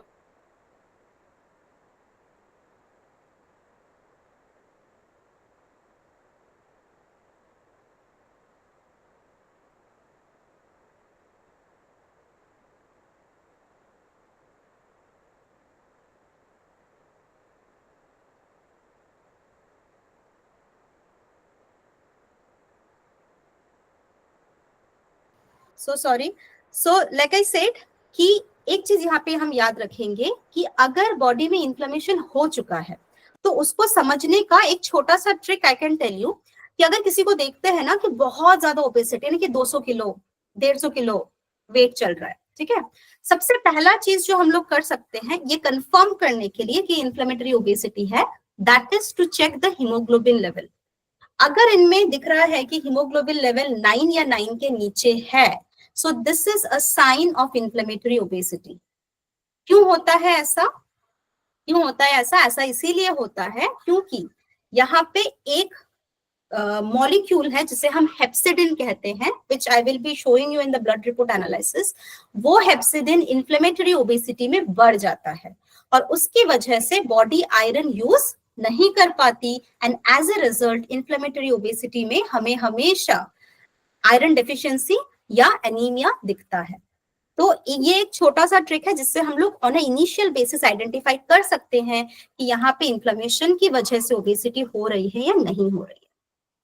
तो जैसा हमने देखा कि फैट को मैनेज करने के ना बहुत सारे एस्पेक्ट हो सकते हैं। तो एक तो हो सकता है कि हम लोग ब्रेन को ही रेगुलेट करें, न्यूरोट्रांसमीटर दें, अच्छा प्रोटीन सप्लीमेंट सिलेक्ट करें जिससे हमारा एपेटाइट कम हो, यानी neurotransmitter and diet is one way, is one approach. दूसरा अप्रोच क्या हो सकता है कि हम लोग सही फूड को सिलेक्ट करें, डाइट को सही से मॉडिफाई करें जिससे जो भी हम खाएं वो एब्जॉर्ब ना हो। जैसे मैंने बताया टीजी कब बनता है? हर ग्लूकोज से टीजी बनता है? नहीं। किस तरीके के ग्लूकोज से टीजी बनता है? किस simple glucose, simple sugar, simple sugar जिसका डिफ्यूजन रेट कैसा है? हाई है। हाई है। जैसे कि अगर मैं एग्जांपल दूं, फ्रुक्टोज का डिफ्यूजन रेट ग्लूकोज से बहुत ज्यादा है, तो उसमें फिर टीजी बनने का चांस भी बहुत ज्यादा रहता है। तो अगर हम डाइट को मॉडिफाई करें और करेक्ट फूड को सिलेक्ट करें तो उसके थ्रू भी हम एब्जॉर्प्शन को कम कर सकते हैं और अपनी सिचुएशन को बैलेंस कर सकते हैं। And the other thing is activating the white adipose tissue. अभी अगर ना हम लोग फैट बोलते हैं तो अगर फैट को इमेजिन करें तो कैसा दिखता है फैट? हमने देखा होगा एनिमल फैट, हमने देखा है। What is the colour of animal fat? कैसा दिखता है? व्हाइट कलर का दिखता है, व्हाइट कलर का दिखता है। तो एडिपोज टिश्यू का जो कलर होता है ना वो टिपिकली व्हाइट होता है। जो हम लोग सबक्यूटेनियस फैट देखते हैं हमारी बॉडी में उसका कलर भी व्हाइट होता है। अब इस व्हाइट एडिपोज को अगर हम किसी तरीके से ब्राउन बना दे तो उसमें फायदा क्या होगा कि ब्राउन एडिपोज खुद का फैट यूज कर सकती है। So this is called as browning of adipose. कैसे करेंगे browning of adipose? There are so many ways of doing it, पर हाँ ये long term process है। जैसे कि डाइट इंस्टेंट रिजल्ट मिलेगा, न्यूरोट्रांसमीटर इंस्टेंट रिजल्ट मिलेगा, व्हाइट एडिपोज को हम लोग कन्वर्ट कर सकते हैं ब्राउन एडिपोज में, but this is a time taking process. तो इसको करने के लिए हमें काफी साल लगते हैं, 10 साल 20 साल लगते हैं, पर if you follow this then आपको कभी भी वापस से ओबेसिटी का प्रॉब्लम नहीं होता है, right? So how do we do it, ये हम लोग अगेन हमारे नेक्स्ट क्लास में सीखेंगे। तो क्योंकि आज हमारा इंट्रोडक्टरी क्लास है, आई जस्ट वांट कि हमारे जो भी कंसेप्ट्स हैं, जो भी हमारे थोड़े बहुत गैपिंग है, उसको हम लोग यहाँ पे क्लियर आउट करें। सो if you have any question at your and also, कि कोई इस टॉपिक के ऊपर कहीं पे कुछ डाउट रह गया है, तो please let me know so that we can clear the doubt first, है ना? और उसके बाद हम लोग जो है हमारे मॉड्यूल्स को इन्हीं कंसेप्ट्स के अकॉर्डिंग समझेंगे। नाउ वी नो कि अगर हमें एडिपोसाइट्स को झेलना है, उनको सही करना है, तो डाइट इंपॉर्टेंट है ना? और क्या इंपॉर्टेंट है? लाइफस्टाइल इंपॉर्टेंट है, स्लीप इंपॉर्टेंट है ना? ये सारी चीजें इंपॉर्टेंट। गट भी बहुत इंपॉर्टेंट है, एब्सोल्युटली। और एक चीज जो बहुत इंपॉर्टेंट है दैट इज एपिजेनेटिक फैक्टर। क्या होता है? जेनेटिक फैक्टर तो हम लोग चेंज नहीं कर सकते। जैसे किसी के फैमिली में हो सकता है कि लेप्टिन जीन म्यूटेटेड है, तो लेप्टिन जीन म्यूटेटेड होना मतलब तो उनके बॉडी में तो हमेशा ही क्या होगा? फैट जमता ही जाएगा। ओबी जीन अगर उनका म्यूटेटेड है तो हमेशा ही फैट जमता जाएगा, तो उसका हम कुछ नहीं कर सकते। उसको अगर करना है so it's a very long story. पर हम लोग एपिजेनेटिक मॉडिफिकेशन कर सकते हैं। एपिजेनेटिक मॉडिफिकेशन यानी हम में जो नॉर्मल जो मॉडिफिकेशन होता है दैट इज एपिजेनेटिक मॉडिफिकेशन। तो इसमें क्या होता है? हम क्या डाइट ले रहे हैं, क्या न्यूट्रास्यूटिकल प्रोडक्ट ले रहे हैं, क्या हम यहाँ पे अपने लाइफस्टाइल को चेंज कर रहे हैं, उसको चेंज करने से शॉर्ट ड्यूरेशन में हमारे डीएनए में शॉर्ट टाइम के लिए चेंजेस आते हैं। इसे हम बोलते हैं एपिजेनेटिक मॉडिफिकेशन, राइट? तो जो न्यूट्रास्यूटिकल प्रोडक्ट्स जो भी हम लोग मार्केट में देखते हैं ना, जो कि वो गेट लीन और इस तरीके का जितना भी प्रोडक्ट आता है, mostly they are working on the epigenetic factor. तो वो हम देखेंगे कि किस तरीके से हम डाइट को मॉडिफाई करके एपिजेनेटिक फैक्टर्स को चेंज कर सकते हैं जिससे हमें जल्दी या इंस्टेंट रिजल्ट मिले, राइट। अब इसके भी अलावा और हमें क्या पता करना होता है कि एडिपोसाइट्स का फीचर कैसा है। जैसे मैंने बताया, बॉडी के अलग अलग पार्ट में जो फैट सेल्स हैं उन सबका साइज अलग हो सकता है और उन सबका जो नंबर है, उन सबका जो फंक्शन है वो अलग हो सकता है। इसके अलावा मैंने बताया था कि हर एडिपोसाइट में क्या होता है, लाइपेज एंजाइम होता है। तो जिस एडिपोसाइट्स में लाइपेज एंजाइम ज्यादा होगा उसमें मेटाबॉलिज्म कैसा होगा, अच्छा होगा, यूटिलाइजेशन ऑफ फैट बेटर होगा, right. So these are the things which we also have to consider. Adipocyte tissue function किस तरीके से करेगा, यानी कितना बेटर यहाँ पे फैट स्टोरेज होगा या कितना यहाँ पे थर्मियोजेनिक इफेक्ट रहेगा, ये भी डिसाइड करता है कि हम कितने बेटर तरीके से फैट को मैनेज कर पाएंगे, राइट। तो हमें याद रखना है कि हमारा डाइट, हमारी लाइफस्टाइल तो इम्पोर्टेंट है, गट इम्पोर्टेंट है, पर एडिपोसाइट्स को समझना, उनके अंदर क्या क्या चेंजेस होते हैं उनको समझना भी हमारे लिए इक्वली इम्पोर्टेंट है। तो इससे हम टोटल अपने मेटाबॉलिज्म को बूस्ट कर पाते हैं। नाउ लाइक आई सेड कि कितनी हमें हंगर रहेगी, कितना हमें सटाइटी रहेगा, ये पूरा कौन रेगुलेट करता है, हमारा ब्रेन रेगुलेट करता है। तो अभी काफी समय, हाँ, ब्रेन रेगुलेट करता है। काफी समय ना एक सबसे बड़ा चैलेंज जो आई गेस सबने फेस किया होगा if you are dealing the patients, वो ये है कि किसी को डाइट चार्ट दिया, 1 हफ्ता 2 हफ्ता 3 हफ्ता डाइट चार्ट फॉलो किया, उसके बाद और उनको फॉलो नहीं करना है, बहुत हो गया, अभी और डाइट नहीं फॉलो कर सकते, है ना। सो एक ब्रेकिंग पॉइंट आता है। अब ये ब्रेकिंग पॉइंट क्यों आता है, बिकॉज हाइपोथैलेमस ये सिग्नल देता है।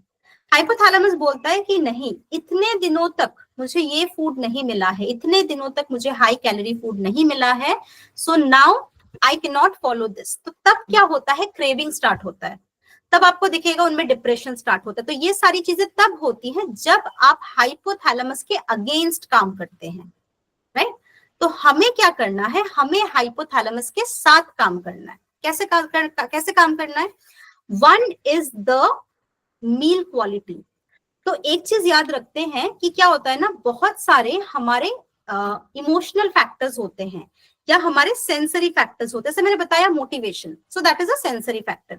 इसके अलावा रिवॉर्ड सिस्टम भी होता है। जैसे कि अगर हम बोलें कि अच्छा आप ना ये डाइट फॉलो करना और उसके बाद आपको एक रिवॉर्ड देंगे, उसके बाद आप ना एक मूवी देख सकते हैं, या आप जो है अपने पसंद का कोई भी आप चॉकलेट 1 पीस खा सकते हैं, तो ये एक रिवॉर्ड सिस्टम है।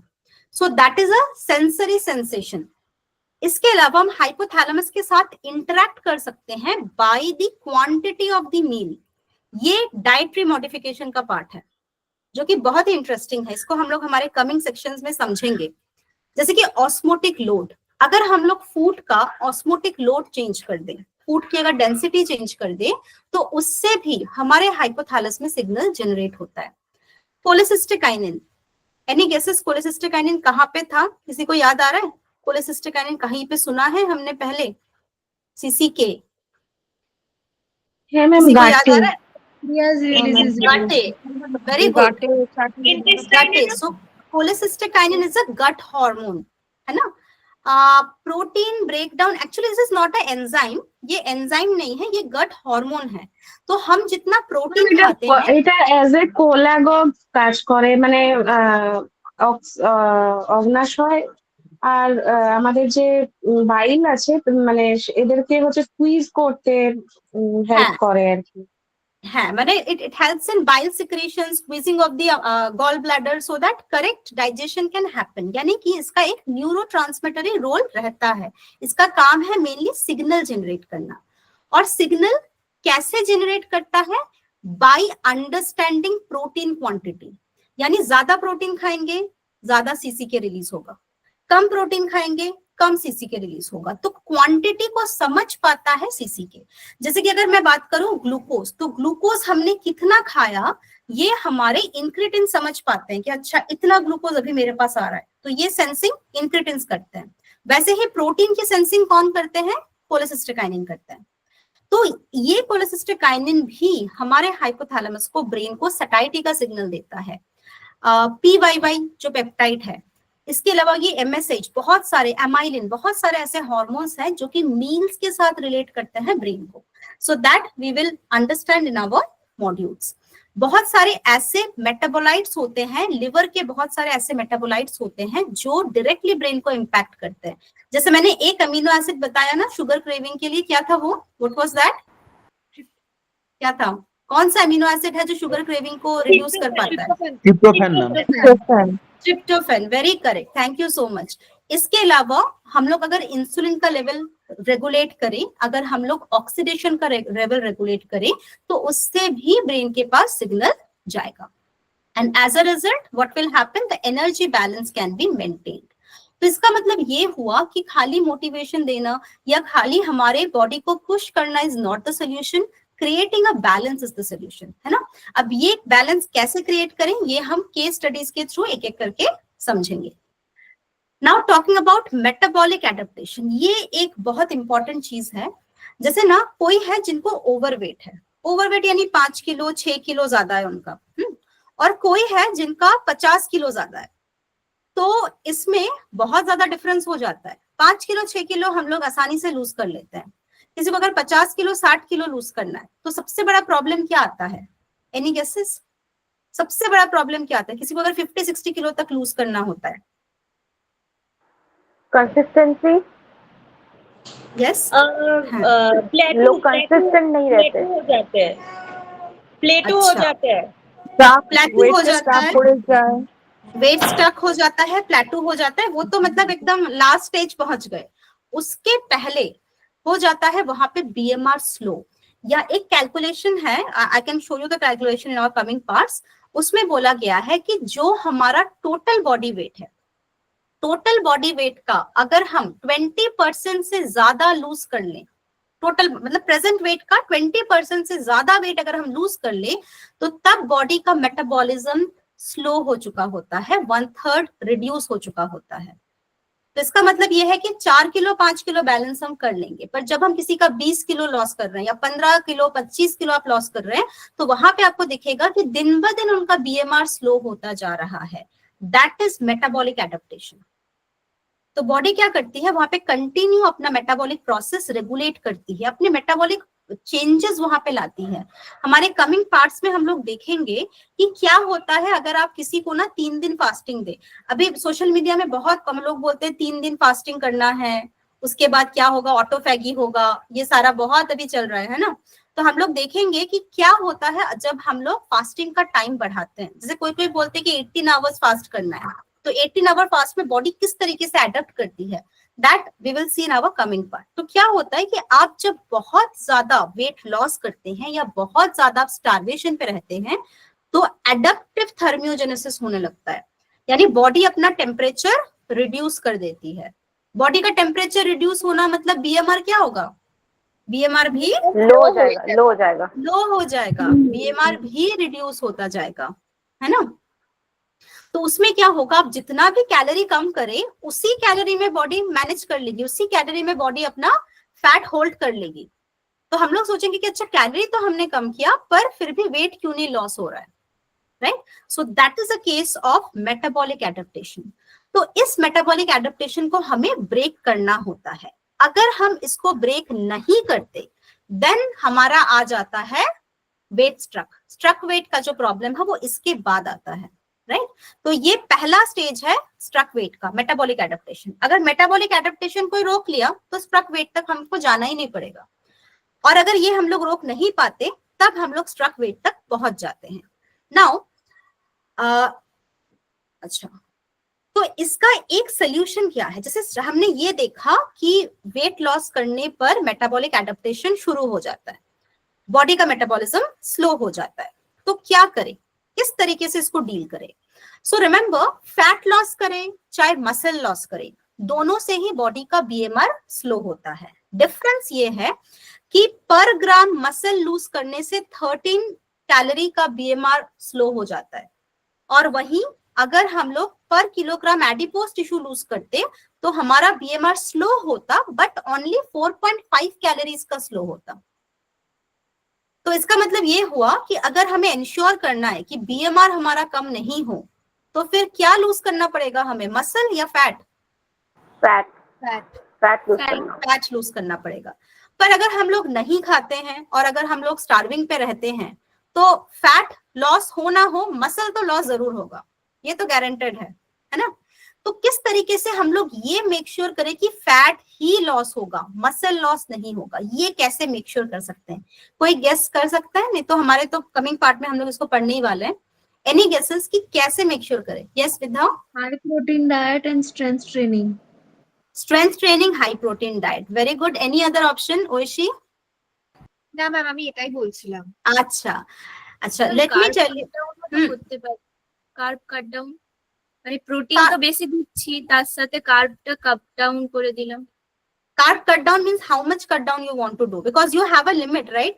You cannot take carb to 40 বা 30 তে তো নিয়ে যেতে পারবে না, 30% 40% you cannot do, right? So at least you have to maintain minimum 45 to 50%, so you have to stick, isn't it? So of course you can do carb down, but that is not the main solution. Always remember, fat loss happens in case of less VO2 max. VO2 max क्या है? VO2 max हम लोग हमारे coming part में समझेंगे। ये calculation है। क्या होता है ये कैलकुलेशन? ये कैलकुलेशन बताता है कि किस तरीके की एक्टिविटी को करने से बॉडी में मसल नहीं लॉस होगा, फैट ही लॉस होगा। So that is called as low intensity और लेस VO2 max एक्टिविटी। तो हमें अगर फैट को ही टारगेट करना है तो हमें फिर low intensity less VO2 max activities को करना पड़ता है। और कैसे हमें पता चलेगा कि कौन सी लो इंटेंसिटी एक्टिविटी है? बिकॉज लाइक आपके कोई पेशेंट है, आपने बताया कि अच्छा आप ना लो इंटेंसिटी एक्टिविटी करें, तो वो बोलेंगे कि मैं तो वॉक पे जाता हूँ। अब वॉक पे जाना मतलब वॉक की इंटेंसिटी क्या है, कैसे कैलकुलेट करेंगे? तो इसका एक फॉर्मूला है, राइट? और उस फॉर्मूला को हम लोग ना इंडिविजुअली वो चेंज होता है, एज के साथ साथ चेंज होता है। तो दैट वी विल सी कि किस तरीके से हम लोग किसी के एज, किसी के हाइट और वेट के हिसाब से हम लोग फाइंड आउट कर सकते हैं कि कौन से एक्सरसाइज या एक्टिविटी से वो पर्टिकुलरली फैट को ही लूज करेंगे, मसल को लूज नहीं करेंगे, right? So that is the right approach. Now like I was saying कि अगर हम एडेप्टिव जो हमारा यहाँ पे चेंज आ रहा था हमारे फैट टिश्यूज में, अगर उसको रेगुलेट नहीं कर पाते तब क्या हो जाता है? तब हो जाता है सेट पॉइंट। सेट पॉइंट यानी वेट स्ट्रक। ना तो वेट और घटेगा और ना ही हम उसको वेट को और भी रिड्यूस कर पाएंगे। तो जनरली ये जो सेट पॉइंट थ्योरी है ये क्या बोलती है? ये बोलती है कि हमारे ब्रेन को बहुत अच्छे से समझ में आता है कि इतना वेट लॉस हो चुका है और इतना वेट लॉस हम लोग नहीं करेंगे। ये हमारा ब्रेन बहुत अच्छे से समझता है। कैसे समझता है? कौन से हार्मोन्स के थ्रू समझता है? 2 hormones are there, leptin and leptin का काउंटर हार्मोन कौन है? Ghrelin. Ghrelin, absolutely, leptin and ghrelin, इन दोनों के थ्रू ब्रेन को बहुत अच्छे से समझ में आता है। तो ब्रेन क्या करेगा? जब देखेगा कि लेप्टिन कम हो रहा है, लेप्टिन कम होना मतलब फैट क्या हो रहा है? बॉडी से कम हो रहा है, कमे जाচ্ছে। क्योंकि हमने देखा था जितना ज्यादा फैट टिश्यू उतना ज्यादा लेप्टिन, जितना ज्यादा वेट लॉस उतना लेप्टिन कम। तो सोच लेते हैं कोई है जिनका ना 100 किलोज वेट था फॉर लास्ट 2 years। अभी आपने क्या किया? आपने उनका वेट लॉस कराया। तो वेट लॉस करना मतलब लेप्टिन का अमाउंट कम हो जाएगा। जैसे ही लेप्टिन का अमाउंट कम होता जाएगा, द ब्रेन विल अंडरस्टैंड कि 2 साल से तो मेरा ये लेप्टिन का लेवल था, अभी क्यों मेरा लेप्टिन का लेवल कम हो रहा है? So what the brain will do, first BMR slow करेगा, सेकंड हंगर क्रेविंग बढ़ा देगा, हंगर सिग्नलिंग को स्ट्रॉन्ग कर देगा।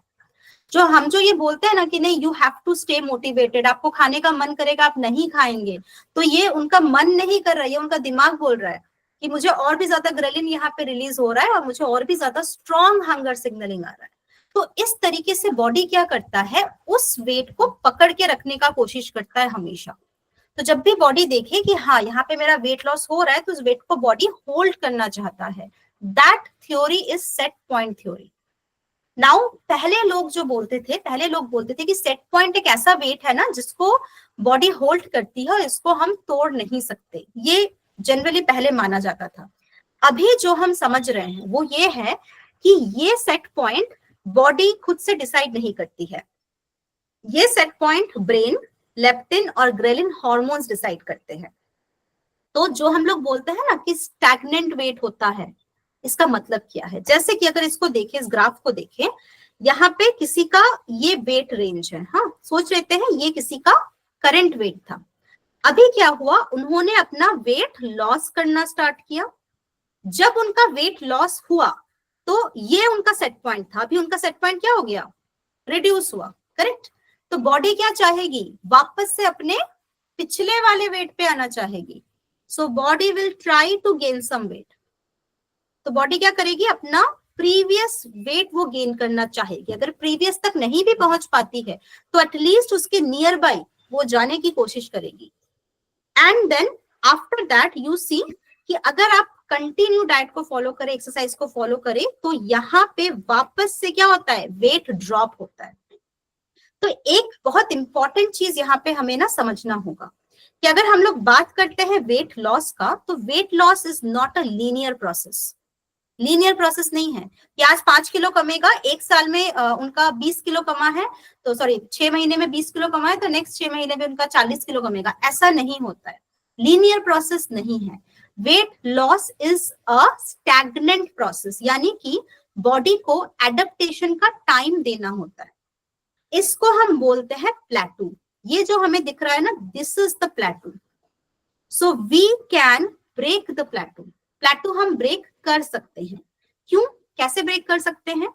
हमने क्या देखा था, प्लेटू किसने बनाया था, लेप्टिन और ग्रेलिन ने बनाया था। किसके कहने पे बनाया था, ब्रेन के कहने पे बनाया था। तो अभी हम इंटरैक्ट करेंगे किसके साथ, ब्रेन के साथ। ब्रेन के साथ अगर हम इंटरैक्ट कर सके अपने डाइट के थ्रू, अपने एक्सरसाइज पैटर्न्स के थ्रू, देन हमारा जो सेट पॉइंट है वो क्या होगा, वो चेंज होके एक न्यू सेट पॉइंट बनाएगा, राइट। तो जो प्लेटू होता है वो कुछ टाइम के लिए होता है। उस प्लेटू को हम लोग तोड़ सकते हैं, चेंज कर सकते हैं। जैसे कि यहाँ पे एक कंसेप्ट दिया गया है, जनरली हम जिसको सेट पॉइंट बोलते हैं ना, उसको बायोकेमिकली लिपोस्टैट बोला जाता है। If you have the Nelson Cox biochemistry का लेनिंजर बुक अगर किसी के पास है, there is a chapter called obesity. उस चैप्टर में आप खोजना, वहां पे लिपोस्टैट थ्योरी बोल के ये थ्योरी दिया गया है, I have taken it from there. तो उस थ्योरी में जो ये बोला गया है कि लिपोस्टैट जो कंडीशन है वही सेट पॉइंट है। सेट पॉइंट कॉमनली बोलते हैं, मेन रीजन इसका लिपोस्टैट है। What is lipostat? Lipo means fat और स्टैट का मतलब क्या हुआ, स्टैटिक। स्टैटिक हो जाता है फैट का percentage, right. So that is how lipostat will make sure कि बॉडी में सेट पॉइंट बना रहे। तो बेसिकली ये किस तरीके से होता है, तो इनिशियल जितना भी हमारा वेट रहता है उस वेट से हम या तो वेट गेन करते हैं या तो हम वेट लूज करते हैं। तो बॉडी क्या चाहता है, बॉडी हमेशा चाहता है अपना प्रीवियस वेट गेन करना। जो उसका इनिशियल वेट है, बॉडी हमेशा उस पर रिटर्न आना चाहता है, उस पर वापस आना चाहता है। और अगर हम चाहे कि नहीं इस वेट से भी हमें नीचे जाना है, देन नीचे जाने का रास्ता कैसा है, there is plateau at every stage. आपको हर स्टेज में प्लेटू दिखेगा। प्लेटू का मतलब ये नहीं है कि यहाँ पे फर्दर वेट लॉस नहीं होगा। इट डज नॉट मीन कि फर्दर वेट लॉस नहीं होगा। It means that your body is adapting to this weight. जब आपका बॉडी इस वेट पे एडप्ट कर जाएगा तब आप नेक्स्ट स्टेप आप नीचे आ पाएंगे। तो प्लेटू का मतलब डी एंड नहीं होता है। प्लेटू का मतलब यहाँ पे आपको होल्ड करना होता है। अब ये होल्ड कैसे करना है, इस होल्ड में क्या लगता है कि डाइट कैसा होना चाहिए, low calorie, high protein, high fibre, कैसा डाइट होना चाहिए इस प्लेटू को नीचे लाने के लिए?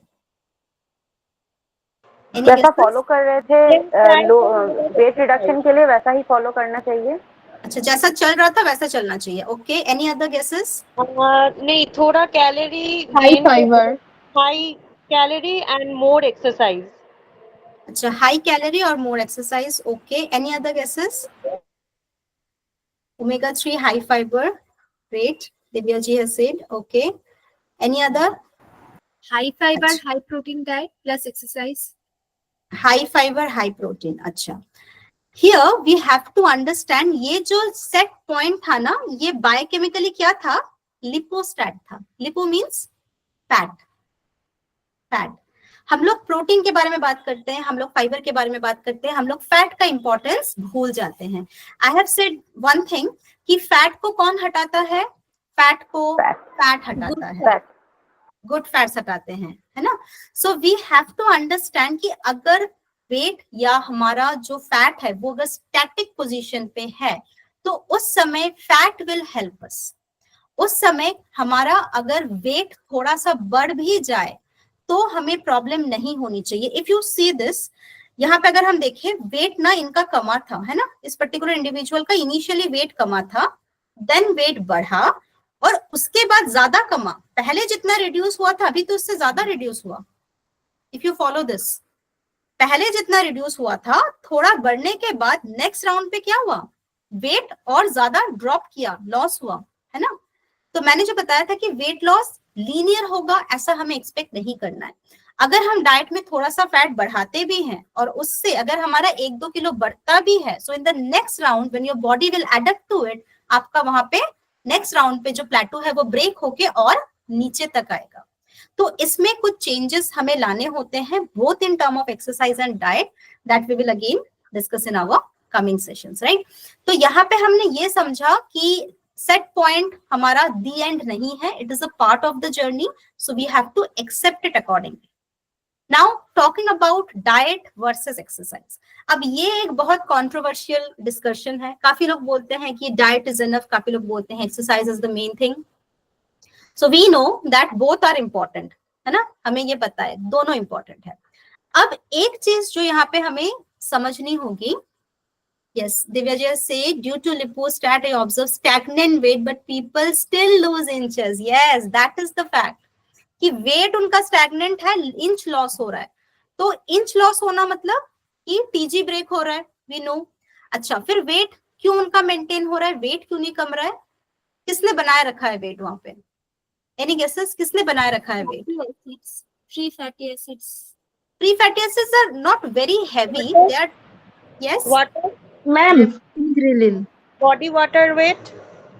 बॉडी वाटर का तो बहुत Ma'am. वेट हम लोग नहीं मान सकते। हाँ, यस, এক্সারসাইজ যখন করতে শুরু করবে তখন হচ্ছে ওর মাসলস গেইন করতে শুরু করবে। Good, muscle mass. তো ये, हाँ, yes, here comes the importance of body composition.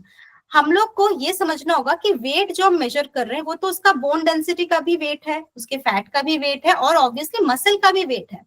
तो अगर कोई है जो एक्सरसाइज कर रहा है और साथ में वो क्या कर रहे हैं, वो अपना वेट लॉस भी कर रहा है, सो इफ यू सी कि उनका इंचेस रिड्यूस हो रहा है और उनका जो है उनका वेट सेम है, वेट स्टैग्नेंट है, so who is balancing the weight? जो भारीपन है वो जनरली कहाँ से आता है? हमारे मसल से आता है। तो यहाँ पे मतलब ये हुआ कि खाली अगर हम ये सोचें कि वेट नहीं कम रहा है, it is a प्लेटू, so that is also a good news, क्योंकि इसका मतलब वो हुआ, यस, सो इसका मतलब ये हुआ कि नेक्स्ट राउंड पे ये जो मसल अभी डेवलप हो रहा है, ये मसल क्या करेगा? वो जो एट्रोफी हुआ था ना, याद है, फूल गया था ना एडिपोज टिश्यू, उसको श्रिंक करेगा muscle.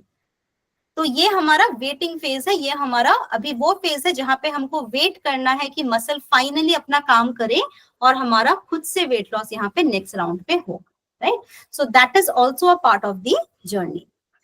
Now just like different types of diet, जैसे डाइट में बहुत सारे ऑप्शंस होते हैं ना हमारे पास, कि वहां पे आप किसी को पेलियो डाइट देते थे, somebody wants to do keto diet, बहुत सारे ऑप्शंस है डाइट में। वैसे ही एक्सरसाइज में भी बहुत सारे ऑप्शंस होते हैं। एक्सरसाइज के भी बहुत सारे पैटर्न्स होते हैं, रिपीटेशंस होते हैं। ये सारे फैक्टर्स हैं जो ये डिसाइड करते हैं कि एक्सरसाइज कैसा होना चाहिए और एक्सरसाइज में किस तरीके का वेरिएशन आपको लाना चाहिए।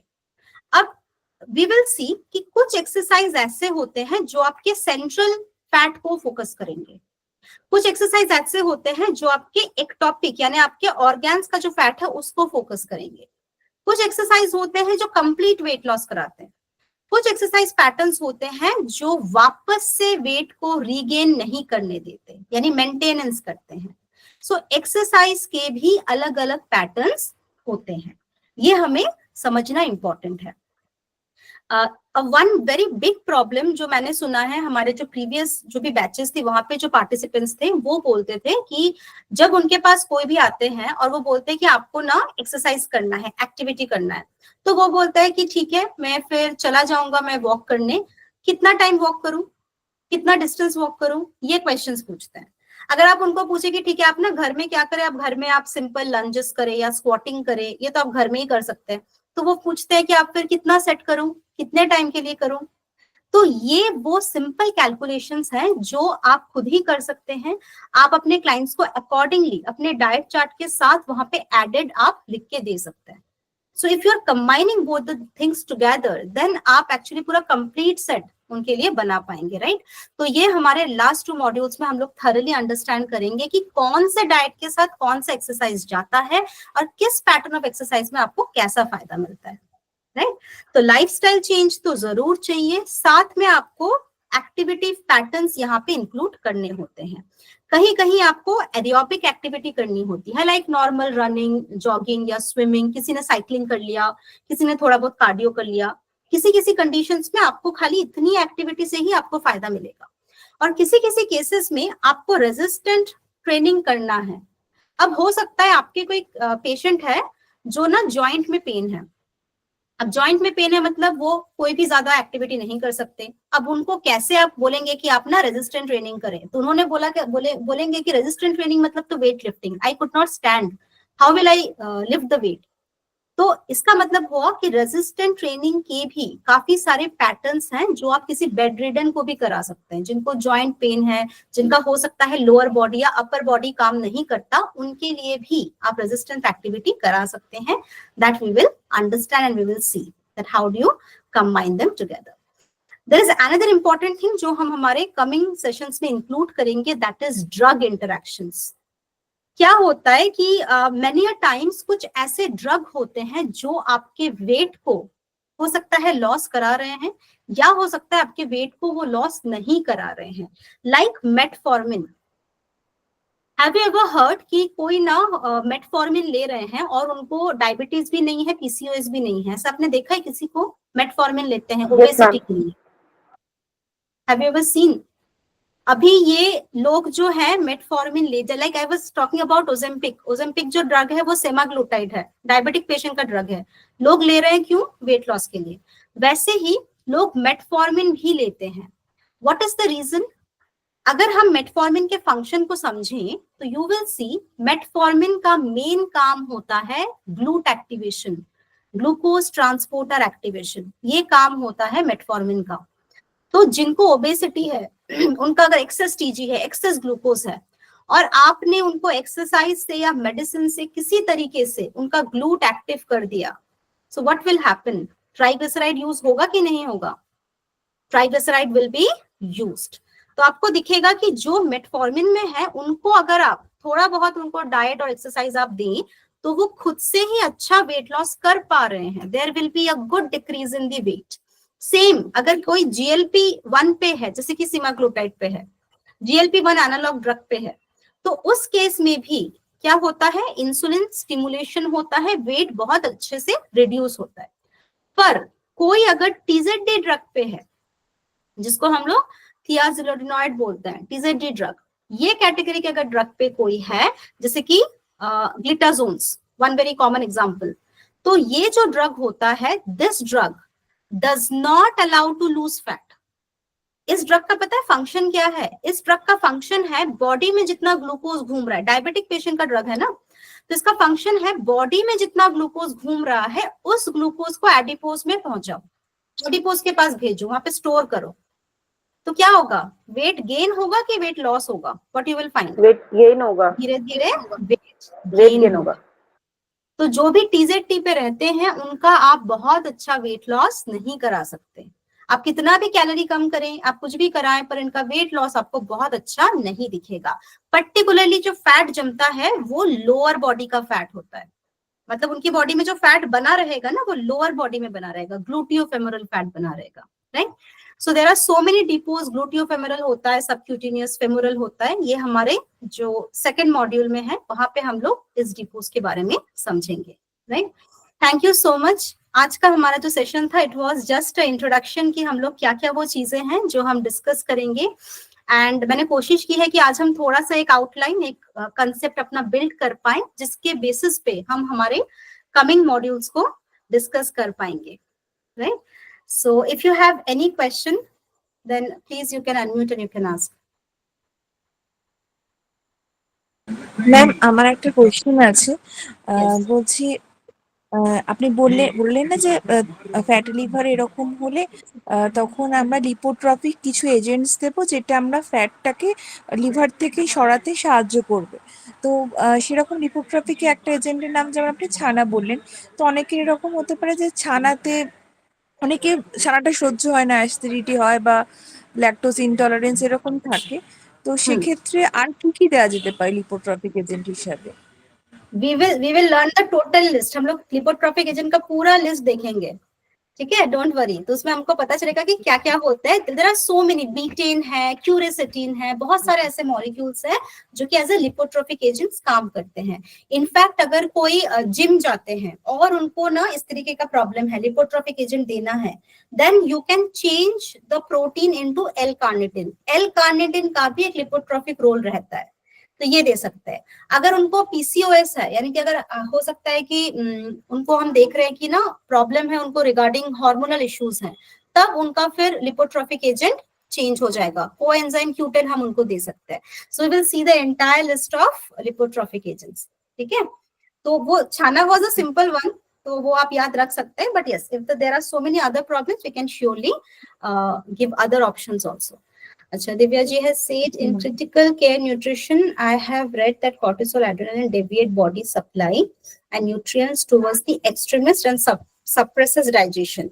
And how this hormone increase the central fat mass and decrease the peripheral mass.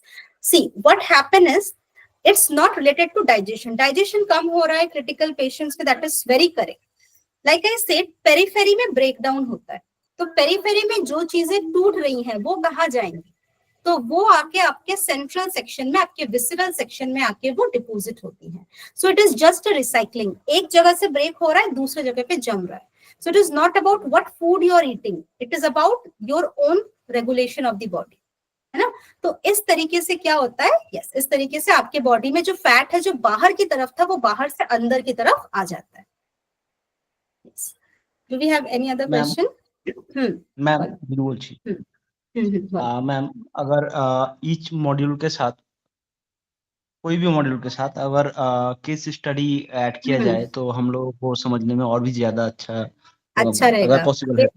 बिल्कुल, आई टोटली एग्री। और हमारे जो नेक्स्ट मॉड्यूल्स रहेंगे उसमें केस स्टडी भी रहेगा। आज तो हमारा जस्ट ऐसा एक रफ क्लास था, to be very honest, because हमारे अभी भी कुछ पार्टिसिपेंट्स जो है वो एनरोल नहीं हो पाए। So I have not started with the module today, I am really sorry for that. From the next class I will be starting with the module. आज हमारा एक ओवरव्यू था, and in the coming modules I will be surely including case study, है ना। हर module में हमें case study मिलेगा और उसके अकॉर्डिंग हम लोग डिस्कस करेंगे कि कैसे इसको हम लोग करेक्ट कर सकते हैं। Thank you ma'am. দিদি আমি না একটু মানে লেটে জয়েন করেছি, প্রায় 9টা হয়ে গেছে, তো আমি কি মানে রেকর্ডিংটা কি শুনতে পাবো আজকে? একদম একদম অবশ্যই। आई रिक्वेस्ट कि आफ्टर दिस क्लास ना please share your Gmail ID, खाली जीमेल आईडी चलेगा, याहू या इस तरीके का आईडी नहीं होगा, क्योंकि Google Meet to Google Meet मुझे जीमेल आईडी चाहिए। Please give me your Gmail ID, I will share with everybody. Okay, in your mail you will get. Okay, thank you so much. Question, Yes. But thank you so much ma'am. This class क्योंकि ये बहुत deep में and I am really excited to learn, but mind blowing class था आज का। First class ही बहुत अच्छा था। Thank you so much ma'am. Thank you विदा। हमारा क्यूरियसनेस को बढ़ा दिया है इस क्लास में, राइट? बिल्कुल बिल्कुल, मेरा वही आज का मेरा टारगेट था कि so that I can discuss कि क्या वो चीजें हैं जो हमें समझनी पड़ती हैं और कौन से मॉड्यूल्स में हम क्या क्या चीजें सीखेंगे। That I have tried to make you understand. Yes Purna, want to say something? হ্যাঁ ম্যাম, ওটাই বলছিলাম যে ক্লাসটা খুব ভালো হয়েছে, মানে আপনার ক্লাসের জন্য বরাবরই আমরা সবাই অপেক্ষায় থাকি যে বিজয়া ম্যামে ক্লাস পাবো, মানে একদম শোনার জন্য অপেক্ষায় থাকি।